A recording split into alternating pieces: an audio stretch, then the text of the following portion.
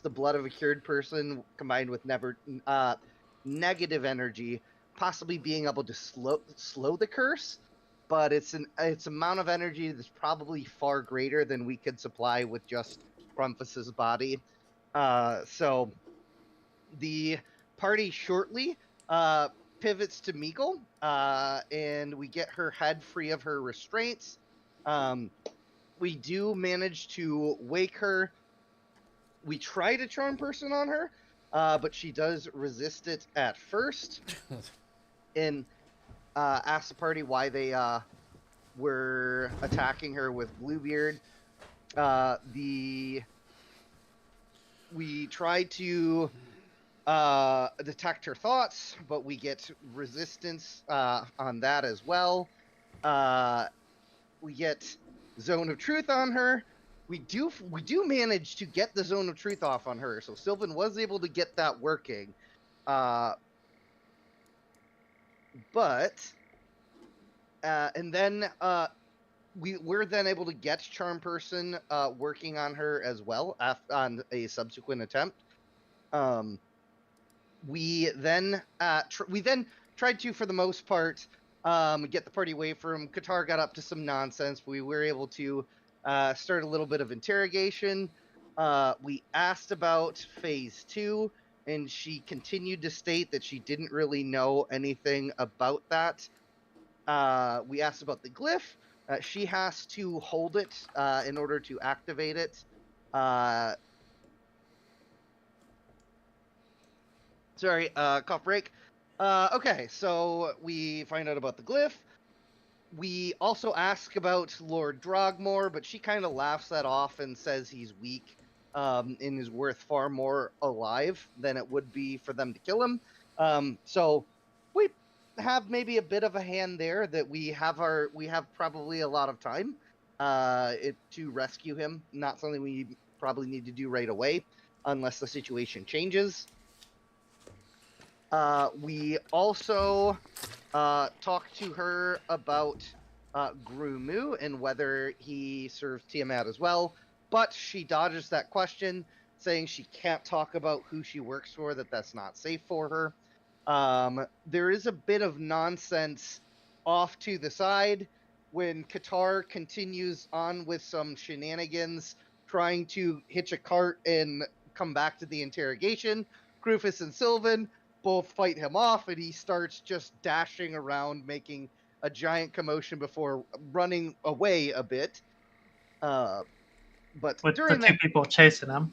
yes, with the two of you chasing him. So got up to more Qatar nonsense. During that time, Crumpus asked about who wanted Bluebeard dead, and we get that Dragul wanted him dead. So we know that there's a chance Dragul could have been who Blood Surge was working for. We didn't get confirmation on that, but we know now that Dragul had really wanted him dead. And we also asked who in the military worships Tiamat. It's not many of them. So the majority of them are not actually a problem, but some of them are. So gotta look hard in order to figure out who it is. But in any case, we Crumpus does get her free enough to activate the glyph on the writing. She casts a spell on the paper and says, "Many Mouse, speak your hunger into this world. Let mine be the loudest," turning the glyphs into writing.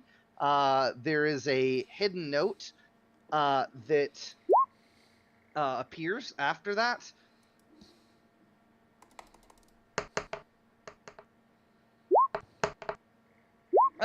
Sorry, monologue is not great. Add another coffee fit. Hidden note. The note is in the notes. I'm just not going to go over that. But we are able to read the note. There is a lot in there. Once that is done, Crumpus gets a spellcasting focus back from Meagle. We he tries to offer to go and get her amulet, but it's been entirely destroyed, as Krufus very thoughtfully made sure that that was no longer functioning when we took it away from her. As Krumfus is trying to play on Meagle's good side, the rest of the party is able to corral Qatar, come back to the situation, and we bludgeon Meagle back into unconsciousness while her back is turned, which is just a real great thing to do. Meagle's never going to hold that one against us. Some might say she never saw it coming. Sure didn't. Oh, she didn't. She sure felt it though. That is when Krufus sends Lanoon the message about what happened, that Meagle is a traitor and that Grumu might also be. That's when, maybe behind the scenes a Nat 1 is rolled or something. Maybe not, I don't know. But he asks us to come back as fast as we can. We travel through the wilderness. We lose our bearings a bit, climb a tree, get our bearings a little bit more. We are able to rest, and as we rest, we're looking over the items that we got. Krufus does identify the maul as a +1 maul, which is nice. So Sylvan's got a shiny new maul that should be a lot nicer than his non-magical stuff. The party does get a rest there, but continue traveling in the morning. We try to pressure Meagle again a bit more. And Krufus concocts a plan to try and deceive her, with Krumfus mentioning that it was easy to read her like a book. As she's confused, Krufus gets to detect thoughts on her, learning that Grumu is one of the people who is allied against the Great Tree, so he is with the Dragonborn.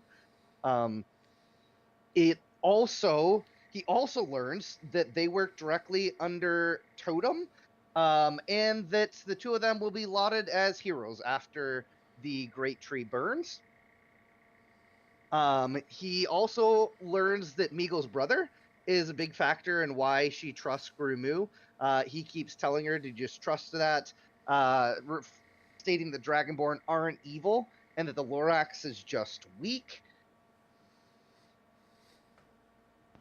There is another flash that he gets from her mind where Grumu tells Meagle that the dam must be taken out and that Totem will take over the nation, especially during the Crown Games. And when that happens, they'll have all the funding they'll ever need. And the last thing that he gets from her is that she does genuinely seem to be saddened by the idea of the destruction of the Great Tree, crying over it and being heavily conflicted about the allegiances that she has currently made for herself.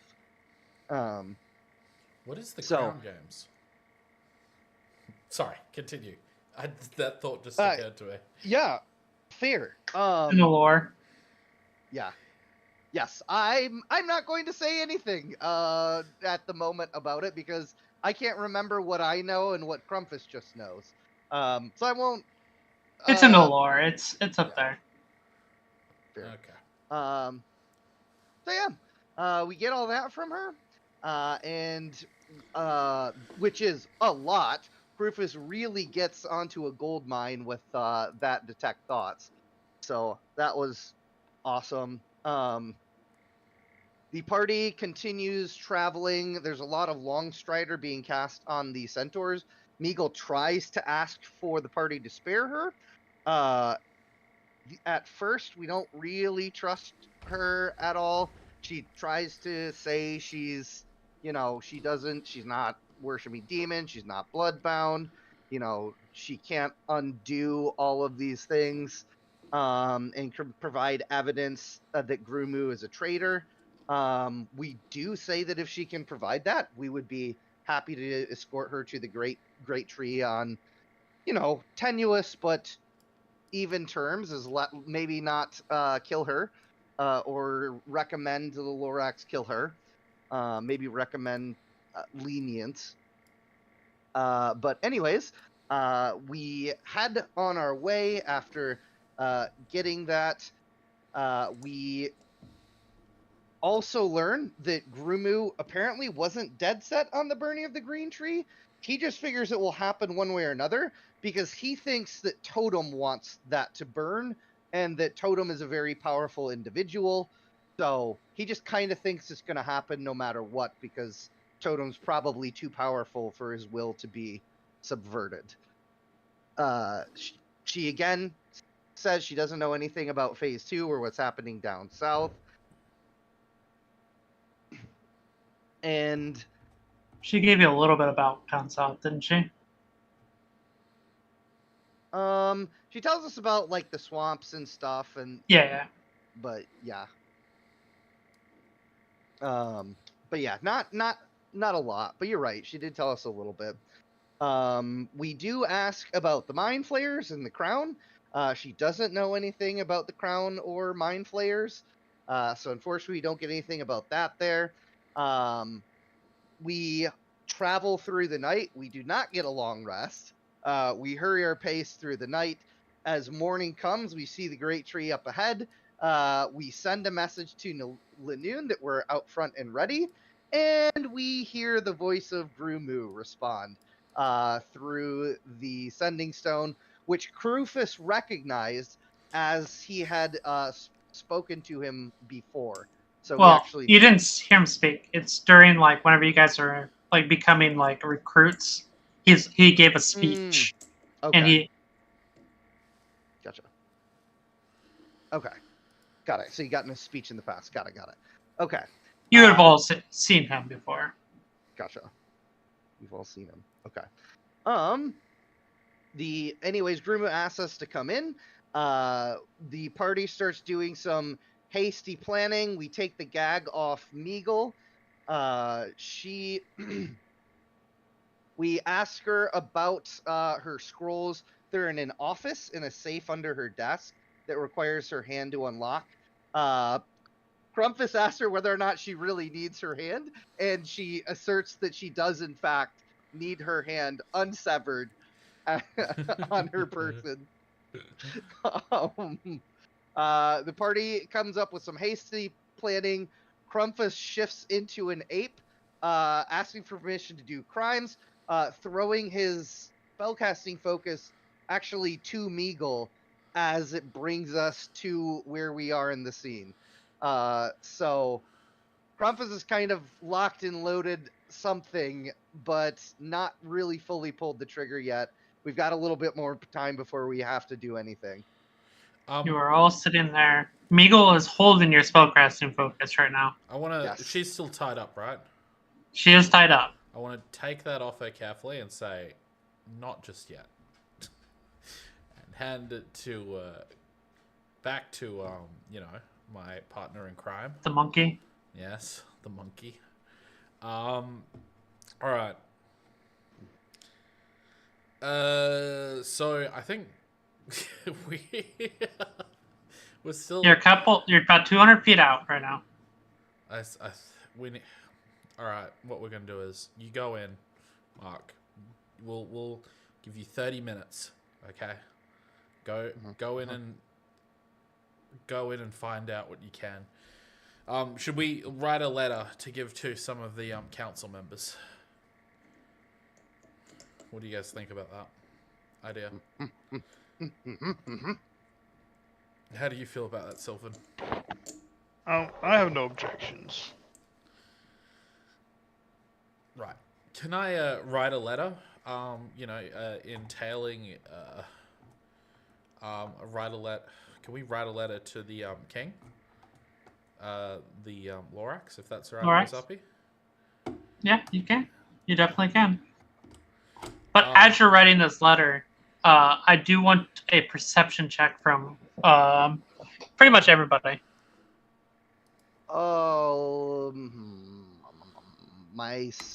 Let me figure out what I'm rolling. I will roll in a sec since I'm transformed. I am reading a letter. No, it uses yours. It uses yours. You're okay. druid. All of your skill and saving throw proficiencies. Great. Okay. All right. Where's this pen? Tar. Where's this paper? I would not be distracted by the outside world. Whoa, Oh my- Qatar sees everything! Oh my goodness. Qatar's gonna look and he's gonna say, "Someone just opened the gate." You're a fucking monkey! What's a monkey doing here? Yeah, that's.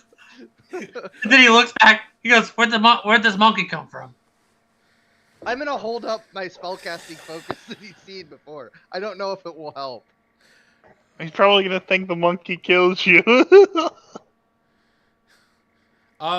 Here's the He thing. grabs the spellcasting focus out of your hand and says, "Hey, don't steal that from my friend." Where'd he go?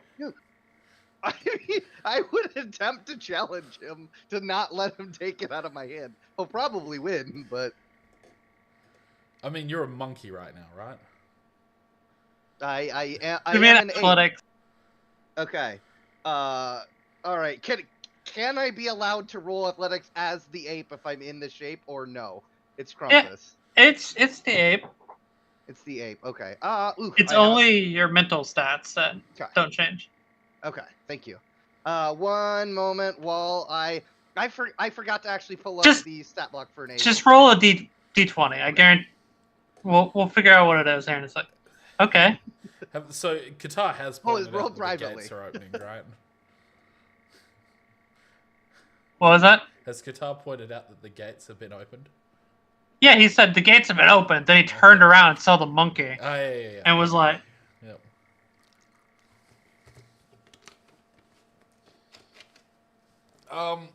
Okay. You're not a giant ape, you're just an ape, right? Just an ape. That would be too high of a CR, I think. You get a +3. So you tied with him. I think that means you keep it. Oh. Yeah, beats it. Well, I I don't know. think it works for that way with I don't think it works. athletics. Yeah, I don't think so either. Monkey C. Tap. I'm gonna cast invisibility on my friend. Oh, yeah, and the monkey? Yep. What the hell? Where'd that monkey go? He stole Alright, it from him. okay. He's just gonna be looking around for him. Guitar, there was no monkey. Go do some crimes. What monkey? He's I just don't gonna be see standing anyone. around looking around for a monkey at this point.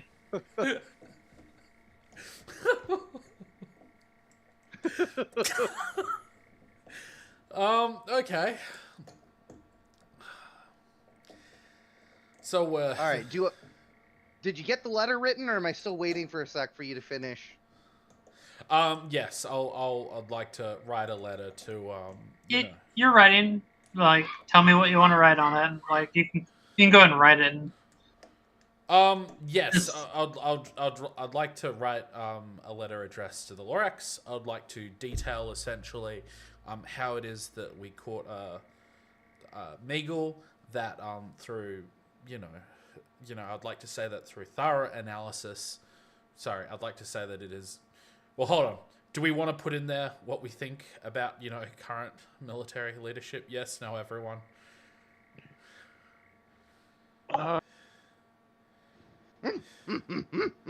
Sure.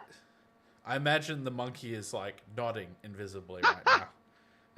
Yeah, I can make ape noises, so you hear like excited ape noises. Wonderful. You just see Guitar over there. He looks up and he goes, Where is he? Where's he?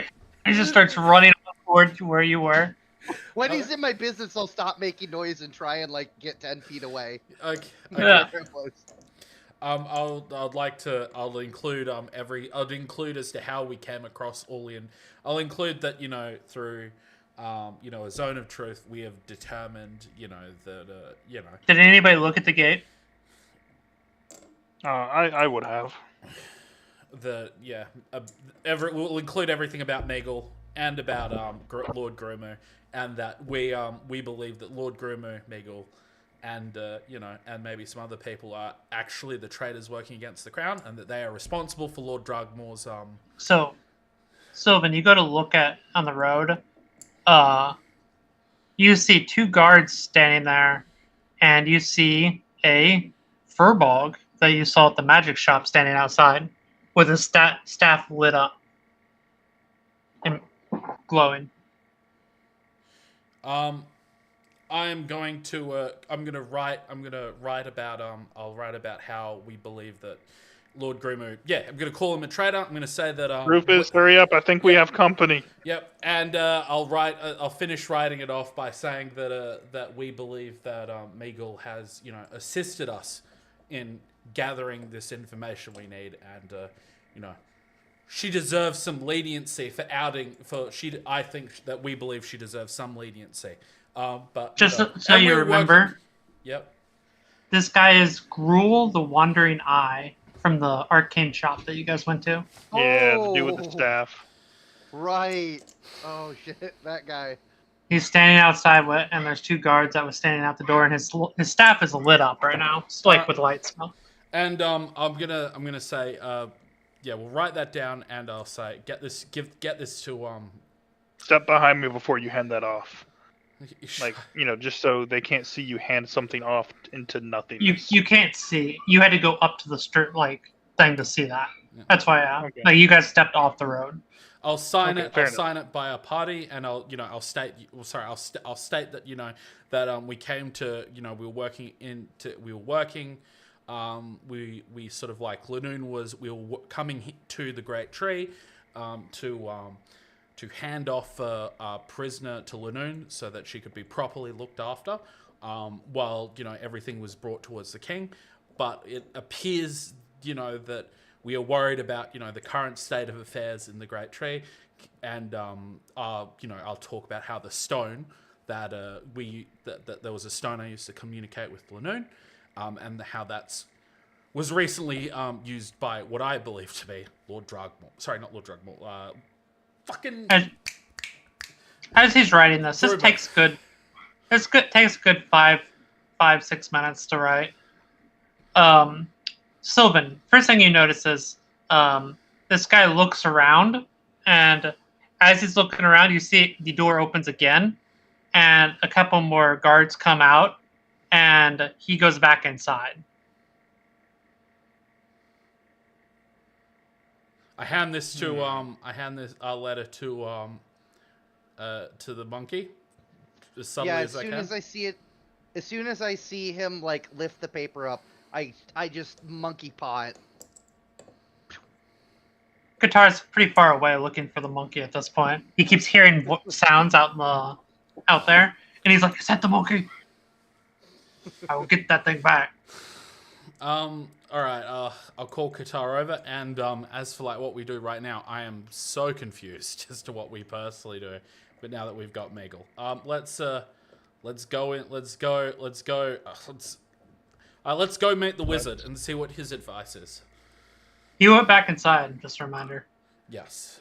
But did he go inside the military compound, or did he go Well, inside? No, just back inside the inside town. walls. I mean, we can go talk to him, but I don't know that he'll be able to help us. Right. Well, let's go inside the town and let's see what happens. All right, let's go spring the net. Or alternatively, we could not. We could not. All right. So what's the monkey doing? What Crumpus had thought is you would hear the monkey like noisily. He's darting off into the brush, off to the side of the road. Like you get the feeling that he's trying to do a stealth mission. He's clearly leaving the road. You guys aren't even on the road right now. Clearly not headed toward the road. Okay. He's headed off further into the brush. It still the noises seem to be beelining toward the wall of the Great Tree, the city or whatever, but like also away from the road. He's gonna try and find an unmanned section of wall or the least manned area he can find. I know he's probably not gonna find much because it's probably be guarded to the teeth. All right. What is the rest of you doing? As you're sitting there, you see there's like 4 or 5 guards sitting out there. One of them holding a torch, and looks like one of them is like looking around, like he's like looking for something. How close are we? You guys are still about you're still only 200 feet away. You haven't went back to the. You guys are headed back to the road. Let's And sorry. you guys get close to the road. You can see the people. Sylvan's still standing there near the road, kind of watching. So I mean, maybe what we should do is literally just get the fuck out of here. Let's go to the coal. Let's leave this to Mark, and believe. Let's go to the coal. I say we go to the. I go where Mark will know us we're there. Let's go to the cobalt hideout. The one we cleared out. That seems like a safe space. We can go there. They won't know that we're there. We're gonna travel a whole day's direction, and the other way. I mean, It's probably better. well, at this point, I've lost all trust in our structure. I don't see a better idea. Give me a stealth check from the people that's sitting up top. Oh boy, that's a disadvantage. Because you're all standing there next to the road right now. Yes. Give me one moment. Sorry. Okay. That's 2 nat 20s that I've rolled for Qatar. Jeez. Qatar is a fart in the wind. Get him, Qatar. Get him. My goodness. I need to make sure his armor doesn't give him disadvantage. Give me a second. He is not currently wearing plate mail. He's not. He's wearing leather armor. Yes. Yes. But he will be shortly.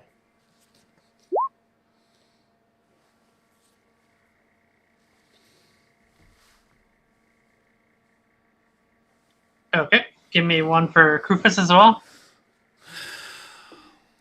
Okay. I'm sorry, boys, ahead of time. Apparently, I'm not sorry. These things happen. Based, as Yeah. I like talking. You seem to be hiding pretty well right now. Because that guy's looking around. He doesn't seem to notice you. All right.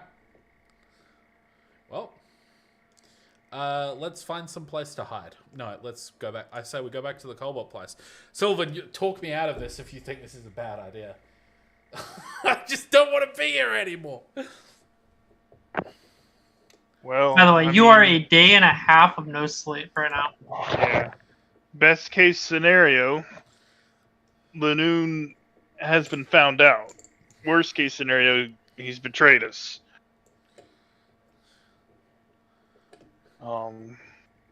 I think if we walk in, we're walking into a trap. I agree.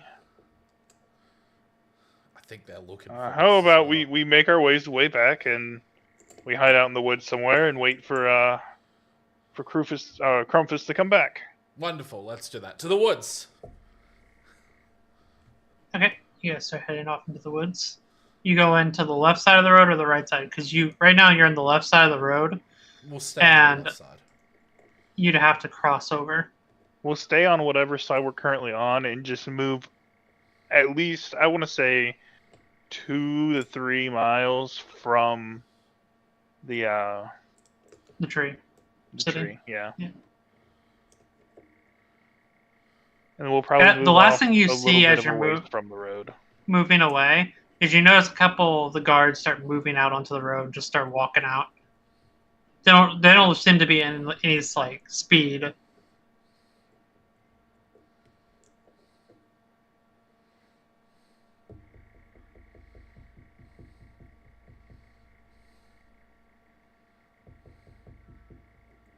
Crumpus, you give me a Yes, sir. perception check to see how well you see a spot to get up safely. There are people on the walls. It doesn't look any more than worse than normal right now. Okay. But you're not seeing any real openings. Okay. It's guarded like normal, but it's not Okay. there's gonna be a risk no matter what you do. It looks like. Okay. Sure. Does it feel like if I were to? So my plan is I have a climbing speed of 30 feet. My thinking is I want to climb up the wall, right? Just get to the other side, climb down, and then try and once I'm inside the walls, try and figure out things from there. I don't really have a fully formed plan yet, but I figure we'll take it from there. But that's the maneuver that I'm going for. Do I feel like I can find an area of wall where, yeah, maybe there are some guards, but if I'm stealthy, I can probably You definitely see that, but that's what I mean is like you don't see anywhere. It's there not wouldn't going to be be guards. clear. Like it's going to be fully clear. Okay. You would just have to risk it. Okay. I will go for the nearest and I will go for one of the nearest crossings that looks not terrible. Give me a stealth check with advantage because you are invisible. Whew. All right. So let's see how this goes, boys. Ooh. Could have been worse. Could have been worse. You start climbing up, and as you're climbing up, you hear a crick as you break a little bit off of the thing, and it falls. And one of the guards goes, "What's that?" And he like starts moving toward where you are. Oh. Don't you mean ooh, ooh, ooh? I'm gonna try and climb horizontally away from him and where I made the noise and Yeah, he's gonna look down at the spot and he's gonna say, did you actually make the hoo hoo like the monkey noises? No, because my intelligence stays the same. That's entirely flavor. I'm not actually making those noises. Hey, he looks down. He goes, "What the hell was that?" And he, like one of the other guy goes, "What are you seeing? Animals or something?" He goes, "I don't know what I saw." What are you doing? You're just standing there. You're sitting there right now, and this guy's maybe 5 foot from you right now. Ooh, ooh, ooh. He throws shit at them. This is the moment guitar pops up. I've been chasing a monkey. Have you seen him? Yeah. Yeah. I don't. Let me. What do I have in my inventory? So for reference, what I was hoping to go for is I'm wearing all of my stuff. So I'm Crumpfape, but I'm also wearing like my normal backpack and like clothes and stuff. So I'm gonna reach into my backpack, see what I can find. Give me another stealth check. That is. Yeah. I didn't find anything. You're right. Do you want a straight roll since it's sound or? No. Give me just a stealth. And it's 2 of them now because there's 2 guys right there. Yeah, you reach into your backpack very slowly, and you made a little bit of noise, and you're like, oh God. But they seem to be arguing back and forth. One guy's making fun of the other guy. Mm-hmm. He goes, oh, yeah, you're just hearing things. Like, I don't see what the hell's going on here. He goes, oh, something broke it. Like, it could be a fucking anything. What are you seeing, those nymphs out there in the wild? And the guy goes, shut up, dick. And you got into your backpack. What are you getting? I would like to grab a torch. If I could, pull a torch out of it. And what I am aiming to do is, so I'm like at the top of the wall, right? These guys are like close, yeah. away from You're me. like very close to the top. Okay. In the direction that they aren't looking, I don't know if they're looking right, like to the left or to the right. Right now, they're looking at each other arguing. Looking at each. Okay, so kind of both. Both ways. Okay, I'm gonna try and with my hand that's the farthest away from them, try and just stealthily chuck a torch down the side of on the wall by them, but like 30 feet or so away from them to make a noise on the wall over there, and hopefully get it so they don't actually see me throw the torch. They just hear it over there, and maybe we'll be distracted. So you're trying to throw the torch like kind of behind the guy looking away from you. Yes. Okay. First, give me another stealth check. Okay. This is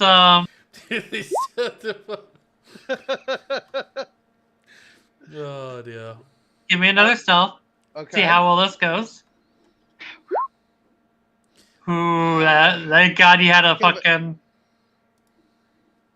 the invisibility. Yep. All right, yeah, you chuck it, and it creak, and he goes, "See, I heard something. See," and they both go running off that way. As soon as their attention is over there and they're like 20 or 30 feet away, I'm going to try. I will still be stealthy, but I'm going to try and climb up over the wall, other side, down it. That's the maneuver I'm going for. Yeah, you jump up, you easy enough. You see, Okay. and as the last thing you see as you're jumping the wall, climbing down, like you're peeking up above, you look over and you see 3 guys standing near where that torch you threw. All right. Yep. Climbing down the wall, moving into the city. No. It looks like they're arguing. Actually, Okay. give me a perception check to see if you can hear what they're saying.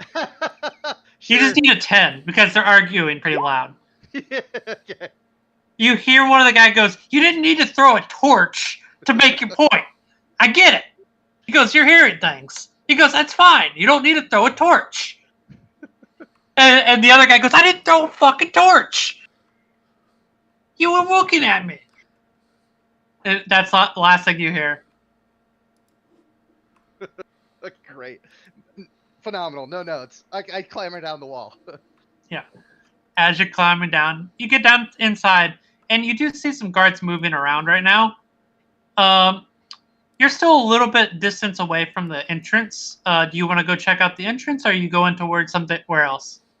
What are you doing? Okay, so all right. So I had sort of been envisioning a walled city in my mind.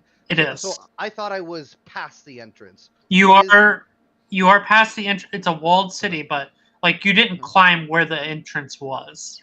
That's like where the road was. You climbed. Okay. Oh, okay. You went, Got it. Okay. that's why I I'm- ask. You're like at an edge of a building right now. Yes, right. Yes, I would like to head back toward like the main road. I want to be on alert. I want to be doing it stealthily. And if I see, especially like magic users who might be able to see invisibility, try and stay well away from them. Okay, give me a stealth check Okay. All right. and just roll me a d20. I need 1 d20 to Oh, see where what- you come out at. Okay. 1d20. Okay. Okay. Okay. You're not like well acquainted to the back roads of everything. Mm-hmm. You actually have never climbed the wall, and Sure. you walk out. And as you're walking out, first thing you're trying to get a good look on the wall. And you first thing you notice is there's a group of individuals standing around, and a well-armored, full plate mail individual is standing there. That is a half-orc that you have seen before, Gurumu, and they seem to be talking. Oh boy. And off to the side, very close to where you are, you see a furbog wearing robes. And you don't even need to roll perception for this because you actually came out very close to where he is. He seems to be hiding. Oh, I don't want to deal with him. Can I sneak back away from like the main entrance and try and get farther away from him? Give me a stealth. Okay. Because you came out right near him. Okay. Fair.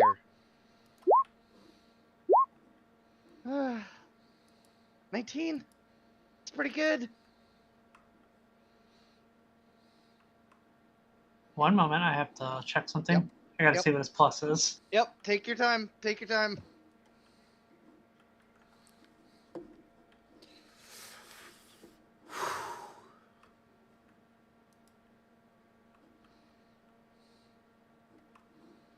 Did you think we would just waltz in there and hand them over a prize?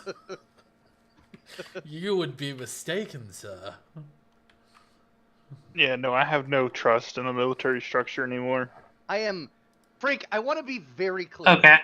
I am holding the letter in my hand, and I am prepared to swallow the letter if I must. So the first thing you notice is he's holding his staff. Actually, give me a perception check, like to see what all you notice on him. Okay. Because you didn't really notice him at first. Sure. You kind of came out near him where he was at. That's a bad roll. The only thing you notice is as he's holding his staff out, his eerie staff. You remember the one with the eyeball on it? Mm-hmm. You see the eyeball look over at you.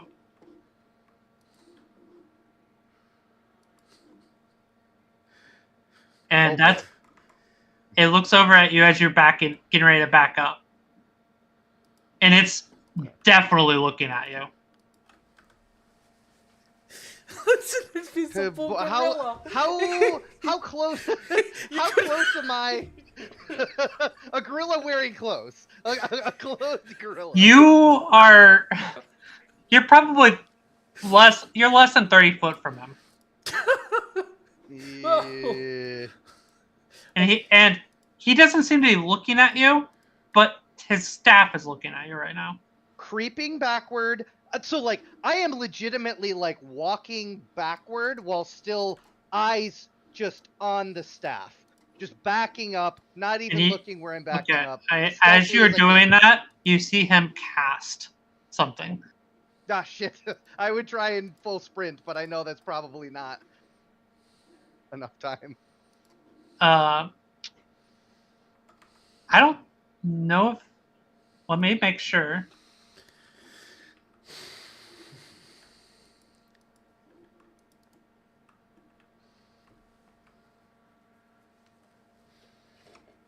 I have to make sure the spell would actually work on you before you cast it. This is a DM.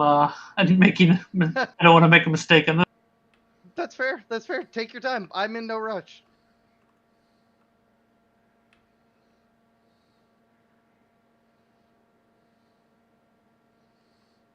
I mean, like, you know, can you imagine saying an invisible gorilla or a gorilla trying to be invisible? It would be, like the wild. most standout thing ever. It would be, you would look at it and you'd be like, that gorilla's trying to be invisible. Oh, beautiful. Oh my god, I'm getting annoyed with And not to the mention, 2024. It's like a civilized gorilla. It's wearing clothes, a backpack. It's one of the, yeah, I understand. It's one of the good gorillas. You guys don't need to sell me on this. Do you have 30 HP? As an ape, no, I do not. As an You fall ape, asleep. I have 19 hit points. You fall asleep. Oh. And just to be clear, does my spell end? Or am I still concentrating it at this point? Do I know that You are still concentrated. You are still concentrated on it. Okay, so I just You have no idea. Okay, wonderful.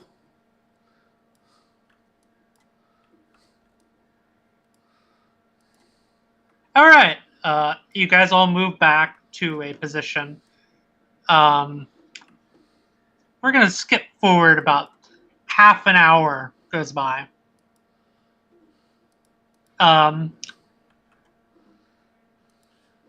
You are awakened, Crumpus. Crumpus. I'm getting cold. And you're sitting in a chair in the bottom of what kind of looks like a basement. It's dark. No. And you see the furbog standing there.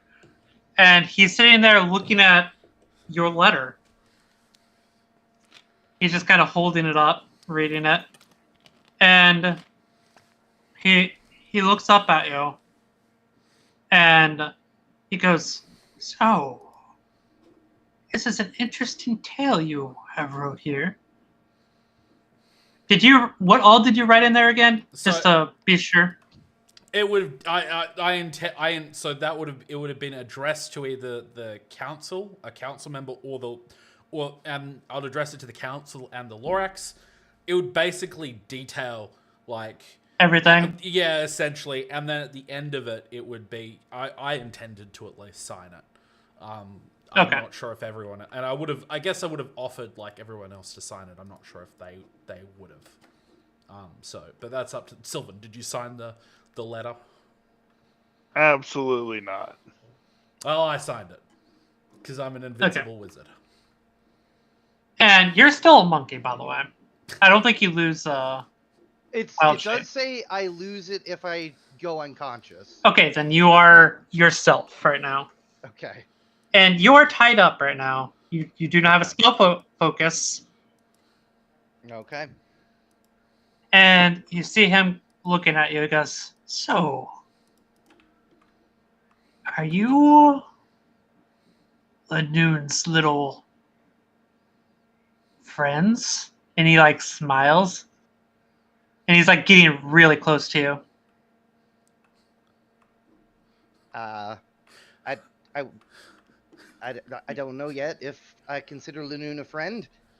I've met her. Yeah. Here, Lanoon. Oh, Lanoon. Not Meagle. Right.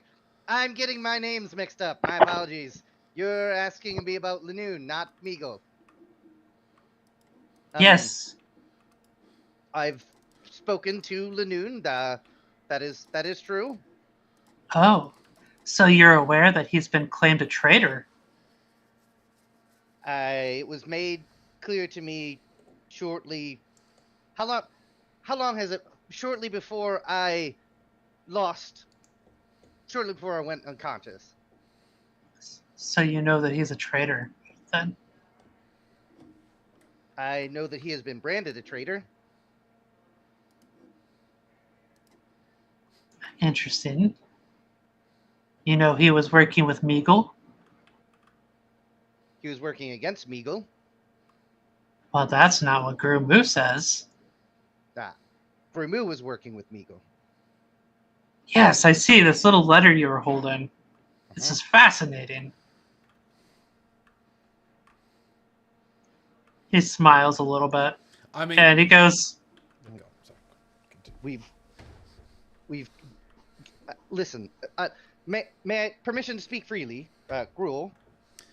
of course. And you see him. You see a little. As you're like sitting there, you look from behind you. You hear a sound, and you hear it almost sounds like a door opening, and you see a little like. Are you gonna look behind? Try to look behind you a little bit. Yes, absolutely. You look behind you a little bit, and you see a owlin, a little white owlin, coming down. And you know this individual. You've seen him before. This is another council member. It's Finn. Finn.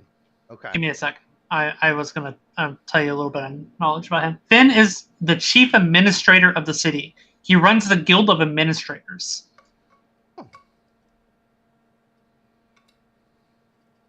So, the like... admin's admin. Ooh. Yeah.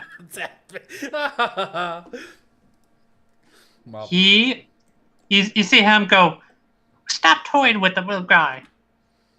And Cruel lets out a little laugh. And the ropes don't just loosen on you and freeing you.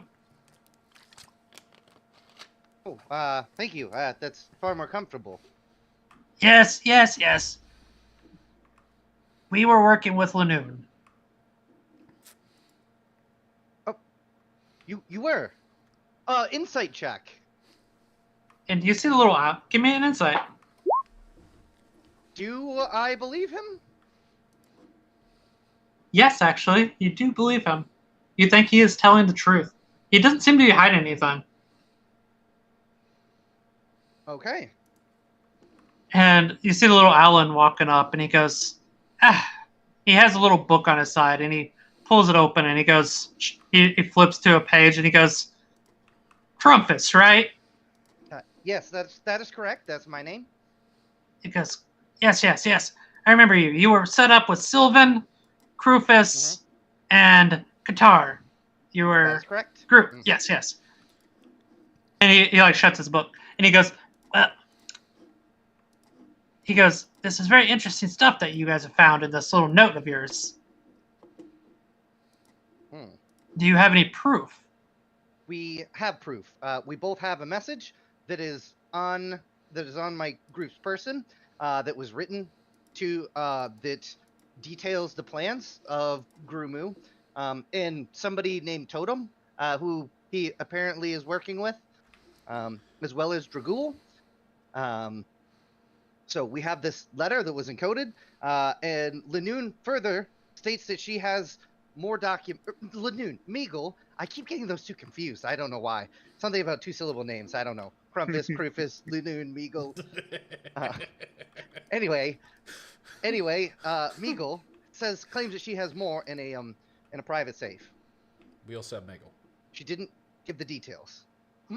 We also have Meagle. He looks at you and he like his head just kind of turns a little bit, and he says, "So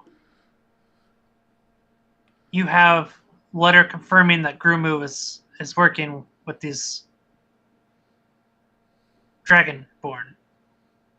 That is correct. Yes. That's wonderful. Heck, give me a deception because you're lying right now. You do not have anything that does not say anything about Grumu. Oh. Remember, it was in the safe. It's in the safe. We have all the evidence. So we have all the evidence implicating Meagle. And then we read her mind, and we got a zone of truth on her. We only got that from her mind. May I backtrack because Mark got confused? Yeah. Okay, so I don't mention the note. I mention we have notes detailing their plans. Meagle has notes, and I mentioned that we read that my party wizard read her mind, and that he got, I believe, our party wizard, and he got from her mind that she is working for Grumu, and Grumu is working with the Dragonborn. Huh. Then we need to get her here, if it's in her mind. Yes. Because right now, Lanoon's probably not long for this world. Yep, that was our thought when I made my ham-fisted attempt at this. Yes. Although it seems like I may have somehow wandered into the best possible outcome. Well, we'll see. Yes. What do you need from me, if anything? Well, we need to get Meagle here. All right. Well, I will admit I didn't discuss with my party where we were going to go. Do you know if they approached the city? And the Gruul steps up and says, "I didn't see anyone out there. All right. I found a little monkey man out front, out back. Mm-hmm. He may have been invisible, but my staff sees all." And it like looks around. Is he still invisible at this point, by the way? Yes, he is. He is still invisible. Lovely. Okay, beautiful. They don't seem to really notice because they both have a spell. Yeah. Also, how? No, no, that's probably bad.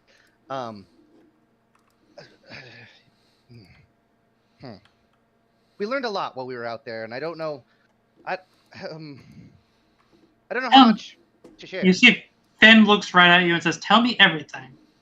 If you don't tell me everything, I can't help you." Okay, I incited him, and I trust him. So I think I may have stumbled into people who seem to not be working with Grumu. So I am. You only incited Finn, just a reminder. Oh, that is fair. I only incited Finn, but he seems genuine. I mean, can I throw an insight at Gruel too to see if he seems like he's also telling the truth and is an ally? Yep. Yeah, you can. Yeah, probably seems like an ally, huh? Very hard to read. Sir. It's very hard to read. Um, All you get is creepy from him. But it looks like they're working together from what you can tell. I will give you that information. Gotcha. All right. Well, I feel a bit better with Finn there. But I'm going to be very truthful with him. I'm gonna kind of go through and give him our whole backstory. I don't think there's anything I'm going to. Well, so I'm gonna tell him that we met in. We started off in the city. We met. We joined the military. The caravan was attacked in the aftermath of the battle. We were tasked with clearing out He's writing everything down, by the way. yeah, with clearing out a kobold hold. We went there. We cleared them out. While we were there, we found, and I'm gonna shiftily look at Gruel. We found mentions of a thing that may not be named that he didn't like when I said it in his shop earlier. Oh, yes. You're fine to say it here. Okay. This is my area. Tiamat. Finn stops for a second as he's writing and looks at you, and he goes, "Interesting," and he writes it in his book.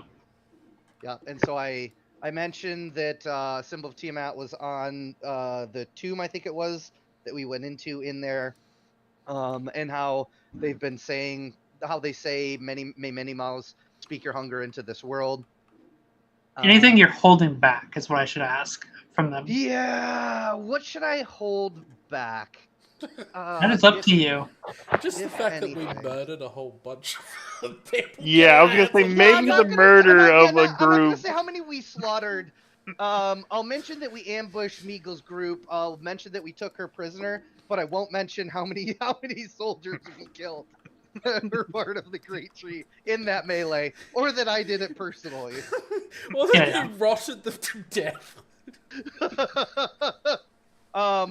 But that's, yeah, everything else. I'm going to tell him. You're going to tell him about Bluebeard and everything? Okay. I'm going to tell him what we found out about Bluebeard, the deal that he made.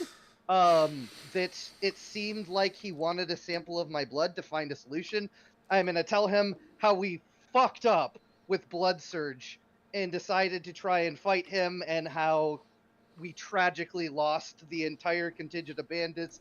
And the rest of them are either dead or probably dying. Yes, and the witch as well, and the druid who died. The Zone of Truth stuff was pretty important. So we got... the other thing that I won't mention is I won't mention that Qatar's soul might have been touched by Sapphire. Okay. That's for Qatar to reveal if he wants to. I will just state... You don't... yeah, I get it. Yeah, that we spoke to her. But I will hold back Qatar making the deal. I will hold back killing those soldiers. I don't think I will hold back anything else. Okay, that's what I was curious about. Okay. I was just trying to understand what all you're telling. Yes. The other part of the group, you guys are walking off into the woods right now. Are you guys trying to be stealthy about it? You see Qatar still looking around for this monkey. Oh, no, 100% trying to be stealthy. Yeah. In fact, you want to know what I want to do? I want to put like I want to get some leaves and stuff, and I want to, like, when we find a spot, I'm gonna build. Oh yeah, try and camouflage ourselves. Camouflage ourselves in there and stick out there with it and put my and get ready to like fight with my staff. I am ready for you. Okay. Yeah, I would like to camouflage a perimeter. Like our area. But yeah. Awesome. Yeah, go on. Go ahead and give me a stealth check as a group. Stealth. Stealthity, stealth. Okay, at this point, while we were going, I'm gonna let you roll a survival if you're trying to set up a location for stealth for you, Sylvan. Oh, that was so Okay. close to being real bad, but that's not great. It was not good. Let's see if survival's any better. Not really. Can I? Oh, and I can't assist him in the survival, can I? No, this is this. I was giving this instead of a stealth check. Like he's trying to do his own stealth. Okay. As you guys are hiding, it's not going very well, Sylvan. It's very hard to find enough like to hide you with like you're pretty big. Yes, all the leaves are far too short. I understand. Yeah. And Chromus, Mhm. it takes you a little bit, and Finn seems to be writing, and he's writing down very quickly as you're almost as fast as you're saying it. He's writing it down, Sure. and it goes, yes, yes, this is good information. And he, as you say, he goes, is that it? You guys got here, and your contact was cut. Yes, that is correct. We sent a message yesterday, and something between then and now seems to have transpired, and Lanoon seems to be in custody. You probably would know more than me. I was very surprised. Yes, he went and contacted members of the council. Thus, he points at himself and at Gruel and says, we were contacted by him, and we have worked with him in the past, and we think he contacted other people on the council, which makes this very complicated. Yeah, that seems about right, since Screwmoo did get wind of this. And now he's being claimed as a traitor, working with Meagle to work with the damned, is what he's claiming. I'm sorry. It was. And apparently, he's found evidence in Meagle's office claiming that she was working with the damned. Oh. Well, I can tell you from the information that we've learned, I believe it to be wholly untrue that Lanoon was working with the damned in any way. She seemed to be affiliated with the Dragonborn. No, They seem to Meagle be... was found working with the damned, and Lanoon was working with Meagle.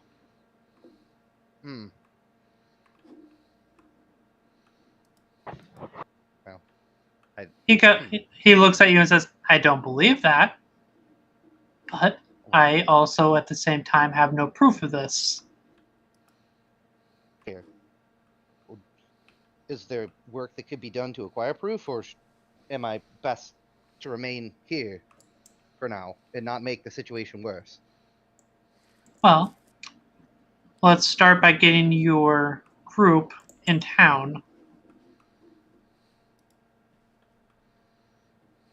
Would you like me to try to find them? I am not sure where they went off to. I have a few ideas. How would I contact you? How about we go out together and see if we can find them? And you see him writing in his book. He goes, and I'm finished. And he rips out a sheet of paper out of the book, and you see him fold it up really well. And you've seen these before. These are like almost, and he like slips in like almost an envelope. And he says, and he like pulls out his little like wax stamp out of his pocket and just slams it on it, and you see it magically seals. And he goes, yes, this will be enough. And he like, let's go to the gate. All right. He goes, do you have a way to contact your friends? Maybe. I have an animal messenger, and if I can guess where they might be, I might be able to get word to them. But I don't have a reliable way. Not until I sleep, anyway. You need an animal? and you see Gru look up at you, like he's getting real close to you. Like a little bird or something? Oh, I have birds. He like reaches in the back and he pulls out a box, and he opens it, and a bird flies out, and he like catches it with his hand, and he goes, "For this too," and it's a little tiny like songbird. Yes, absolutely, that would do. So Frank, out of character, I can't think of a better, like, I don't want to metagame this and say where I know it. Can I send that somewhere? You could send it back to where you came from. Okay. Yeah, I would like to try and send the songbird, and I would. So well, let's display the full text of Animal Messenger. So I have to describe a location and a recipient who matches a general description. So can I specify the area of the location where we were and Yep. say like travel around that location and like circle around until you find someone who looks like Krufus? Yeah. Okay. And yeah.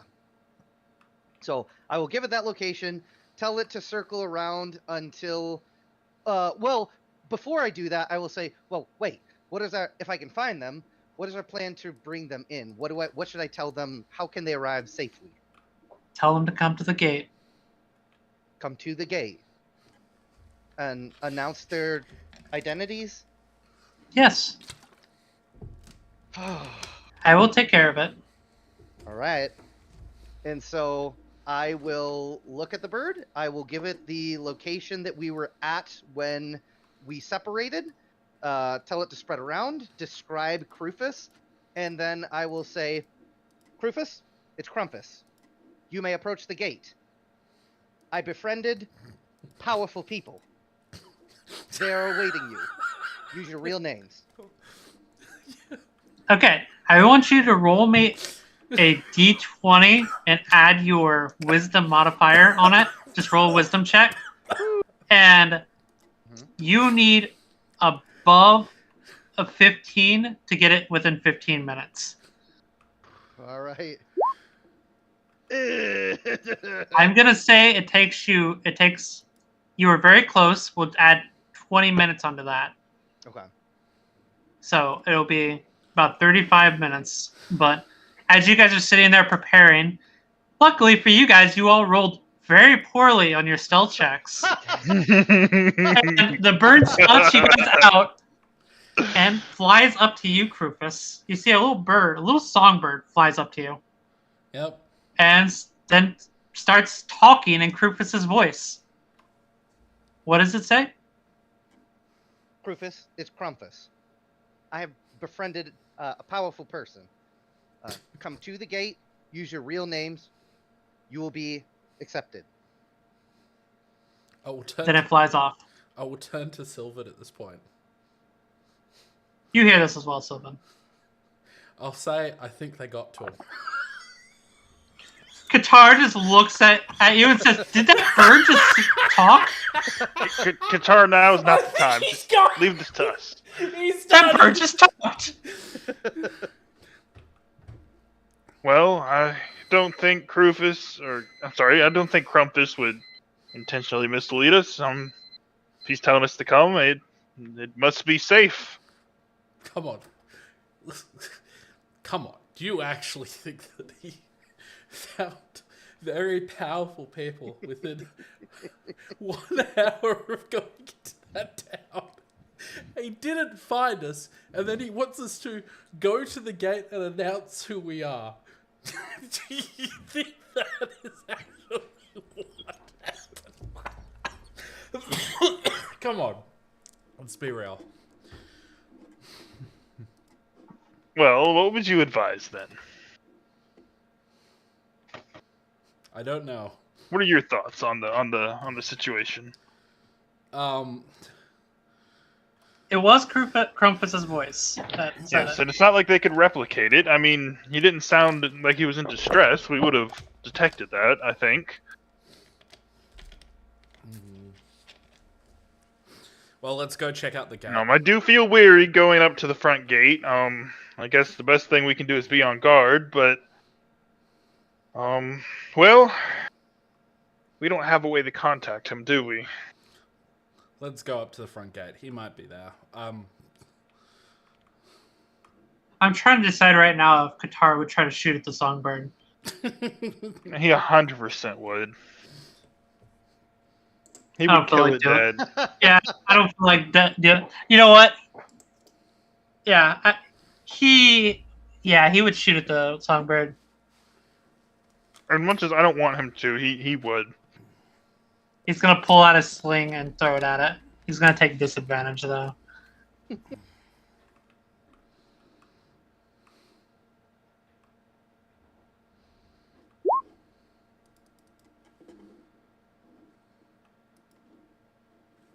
That probably hits, doesn't it?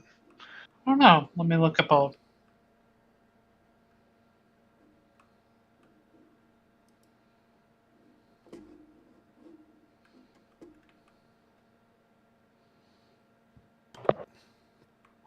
Don't worry about it. Either way, we'll figure it out here. I'll figure it out here in a second.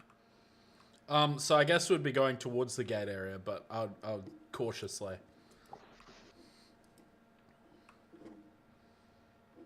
Yeah, I'm going to turn to Meagle before we leave. And I'm gonna go. It misses. Sorry? It I'll be missed. I'm gonna look at Meagle. I'm gonna go, is there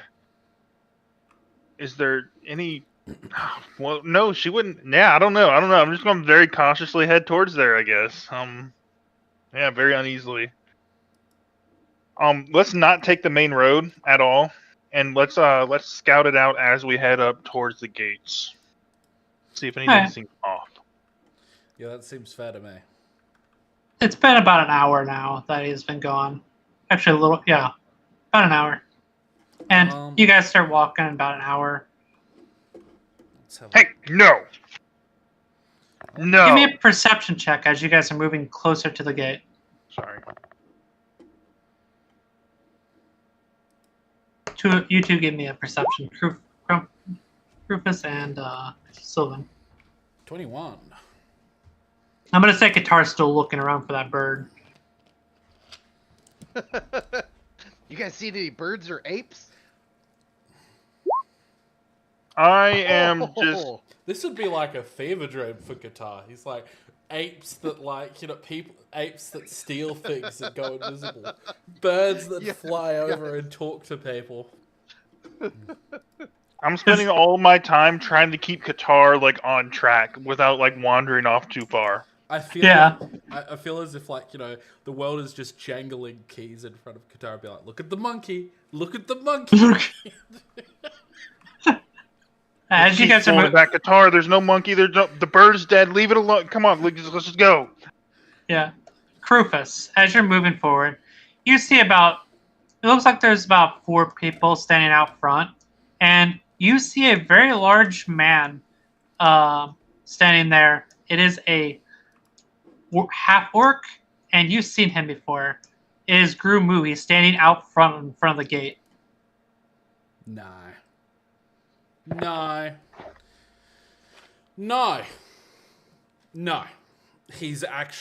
gone.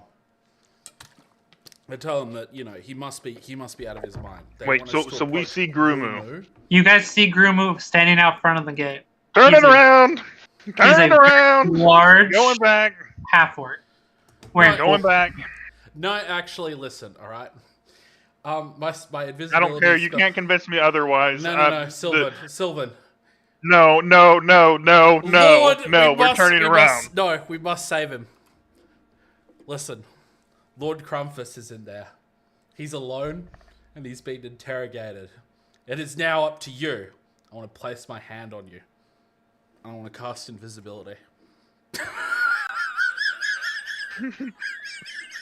So I'm gonna respond. You're telling me our friend might still be alive. We have to rescue him. You have to go in there and save him from this filth.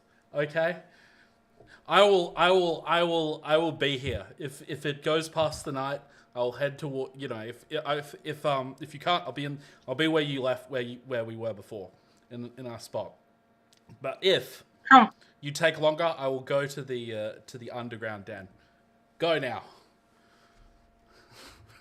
Save Lord. We're gonna go back to you. As you guys are moving toward the gate right now, and you're getting close to the gate.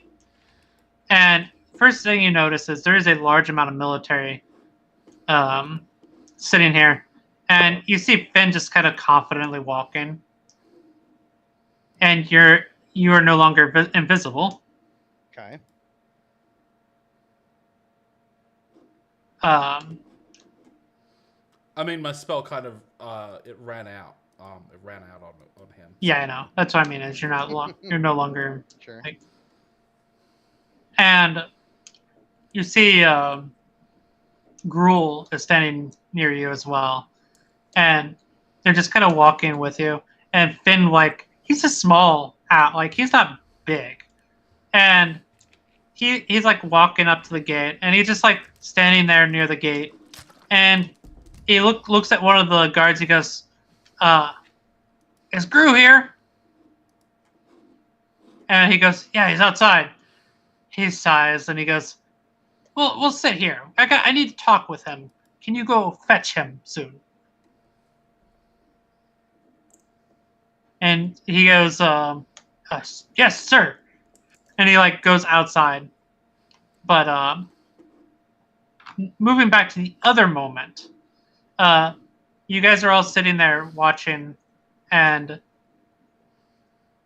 you all are sitting there. Sylvan, you are now invisible, and you're about 100 foot away. Yes. And what are you doing? So what can I see so far at the gate? You see 4 guys standing there wearing decent armor, and you see Grumu with them. And it looks like they're talking. Okay, so I'm gonna turn back to Rufus. And I go, "You think he's still alive? We can save him." I'm saying yes. Go. I heard his voice. Go in there. Bring him out. He's clearly under some form of duress. There's no way. As much as I don't like this, we can't just abandon him. I'll do way- my best. There's no way he would tell us to approach that gate while that fucker is. As he's sitting there, you guys are talking. You see Grumu start to walk inside with one of the individuals. I'm going to take off my plate armor. That takes 10 minutes unless somebody's helping you. Then it's 5 minutes. Yeah, but the noise. You do get advantage on stealth checks while you are invisible. Yeah, so I'm just gonna standard stealth. Fuck it, I'm just gonna. There's time is of the essence. I move forward. Okay. There's still 3 guys sitting out front, which normally there's 2.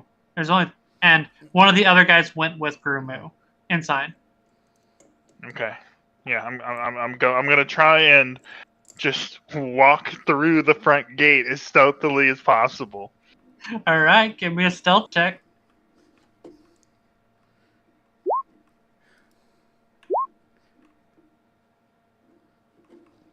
I don't like seeing a nat 20. Oh, I didn't realize that was on. Uh-oh. Oh. Well, it would be at normal, right? So it would be a 21. Well, it would still be an 8. So no disadvantage. Oh, yeah. It would still be if the 21 was there. Then yeah. Yeah, sorry, man. You come running up, and one of the guys goes, "What's that sound?" And he looks up at you, and he goes, "What the fuck is going on?" And the nat 20 guy goes, "There's something moving toward us." And he gets up in defensive position. He goes, "What the fuck?" And he's going to try to stop you. I'm gonna try and dart to like the right side and go around. Okay, he's. Give me a second. I gotta find the.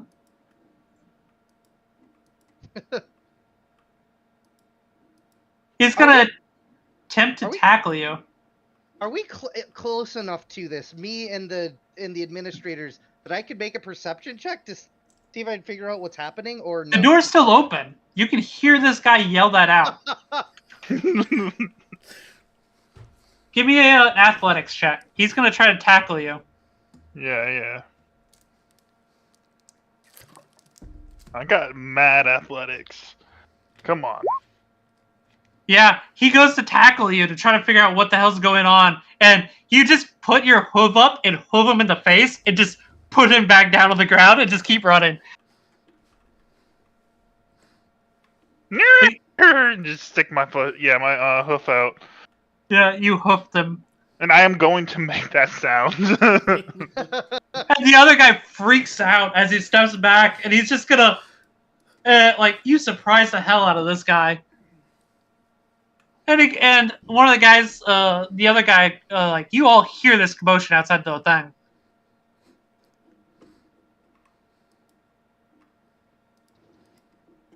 And Grumu is walking up to you guys right now, Finn and him, and he stops and looks behind him, hearing the sound. And he goes, "What is going on out there?"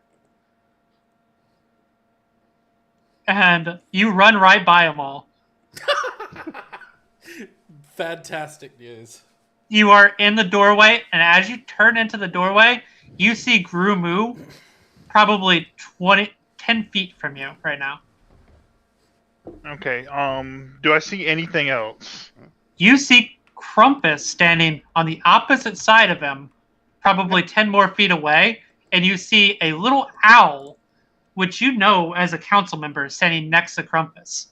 Okay, in my head I'm gonna go, that's the powerful friend, and I'm gonna try and stealth my way, as quickly but stealthy as I can towards Crumpus to pick him and the owl up, and then ride him out on horseback back towards the group. You're right. We need invisible. That's what I'm gonna try and do. Give me a stealth check, I guess. But it's, you know what? I don't think you could be stealthy at this point. I don't legitimately don't think you could successfully stealth at this point. You need to do an athletics check because Gru is going to turn around and try to grab at whatever just came through the door. Yeah, I'm just gonna try and just. Oh yeah. One moment, I have to go. I'm just gonna try and swoop in, pick these guys up, and gallop back out. I have to look and see what his plus is. Give me a second.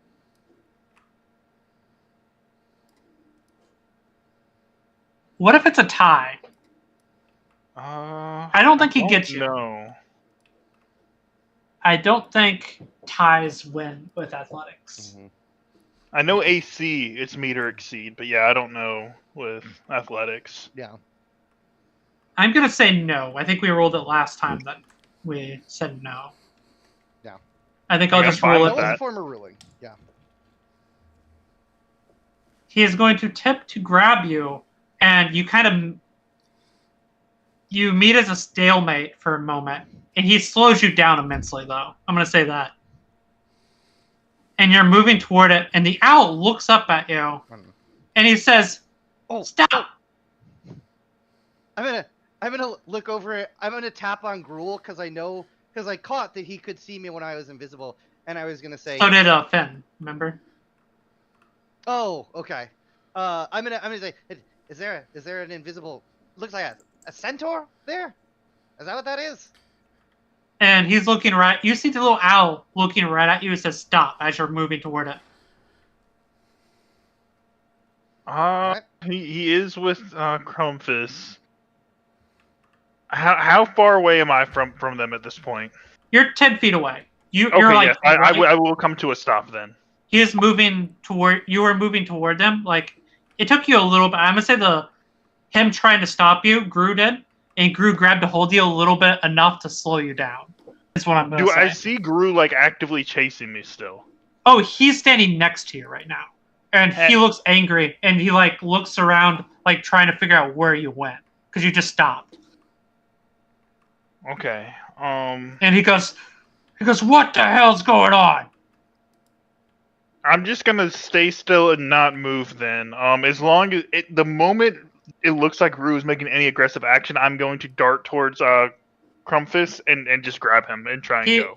He's pulling his sword, and the Finn looks up at him and says, "You stop as well. This individual is working for me." He goes, "What? What do you mean he's working for you?" "Yes." And he looks right at you, Sylvan, and says, "Sylvan, right?" What? Wait, what? You can see me? "Yes, I'm not a Neanderthal." And he looks right up at Grumu. You go, well,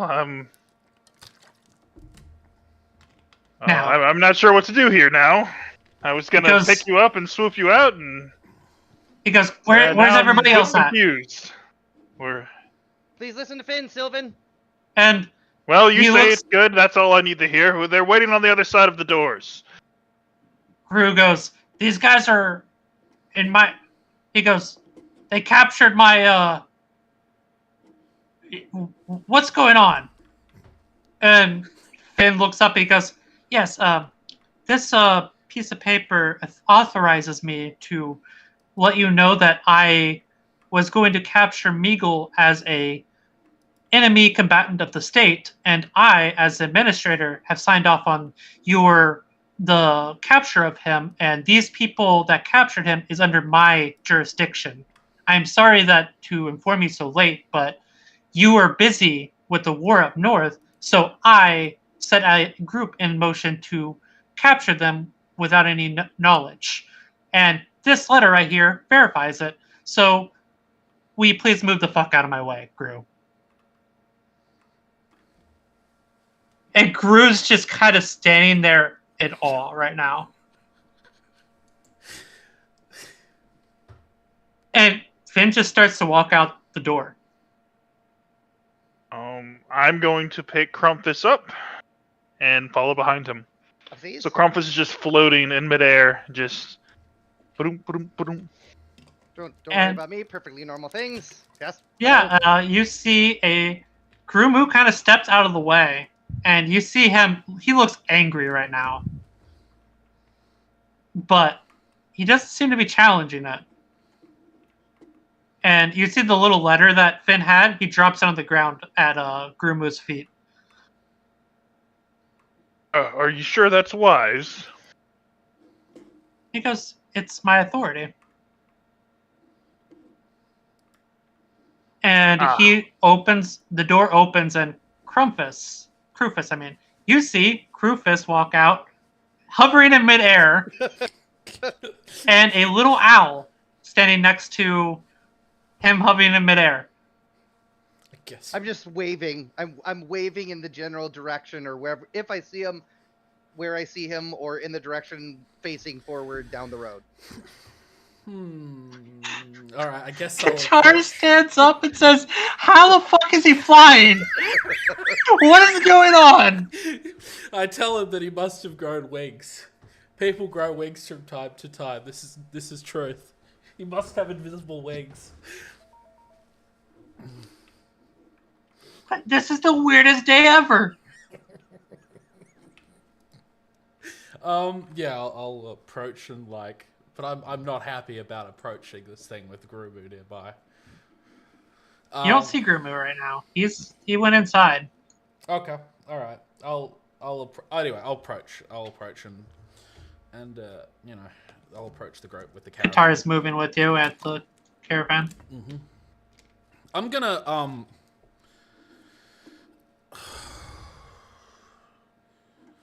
I'm going to take some precautions here. I think maybe. Do I really? You do know this little owl is the chief administrator of the nation. All right, sure. Why not? If he goes after her while the owl's right there, surely this guy will be seen as a traitor. Anyway, we'll go. Gru did not go outside, and neither Gruel did not come outside. Okay. The other guy was not with you guys. He was there with you guys inside, but he didn't go outside. I'll approach. All right, you guys are approaching, and you see Finn just standing there very confidently. Greetings, Finn. Pleasure to make your acquaintance. Let's go. Come on in.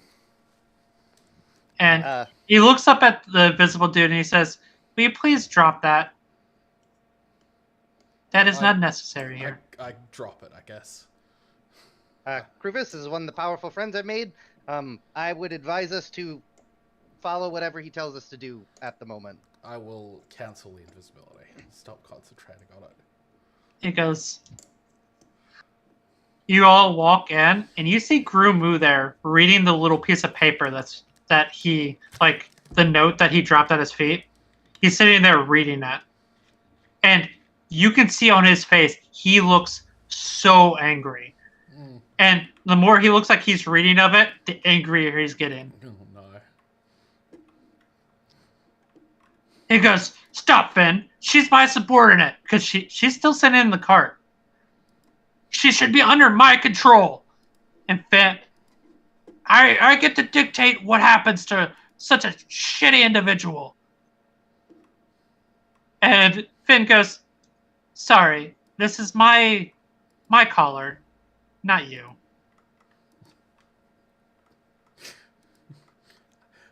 Excellent. And he looks very angry right now. And he goes, "Wait." He goes, "You're going to regret this." And he starts to storm off. Okay, well, I'm glad that's done. This is like going in. Now, where is Leno? I don't mean to question your judgment, but with everything we know about him, is it wise to let him leave? He says, "Shh, shh." And he's gonna take you. He's gonna start walking toward the shop that you guys like, the arc, which you see Gruel now there, standing there as his furbug self with his eye staff, standing there along nearby. Okay. And Finn just starts walking toward.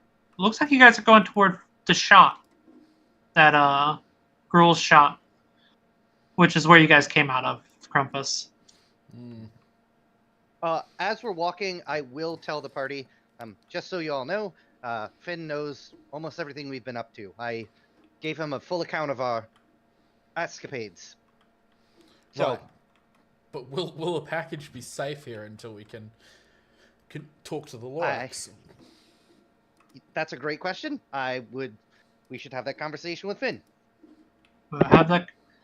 Are you talking out loud right now? Yes. Okay. Finn will say, "I don't know if he'll be safe for now, but we will try." And he's gonna take you toward that shop. Okay. As you guys get inside, he says, let's go downstairs." You don't see any like stairs going down or anything. And he takes you behind the counter, which, Krampus, you would have seen all this already. And there is a trap door behind the thing. Okay. The counter. I guess I will say, are we taking our esteemed guest with us? Pointing at Megal. Yes, we want to take anyone down that we don't want looked upon, prying eyes to look upon. Brilliant. There's been too much of that recently. He's been spying on us, that Grumo.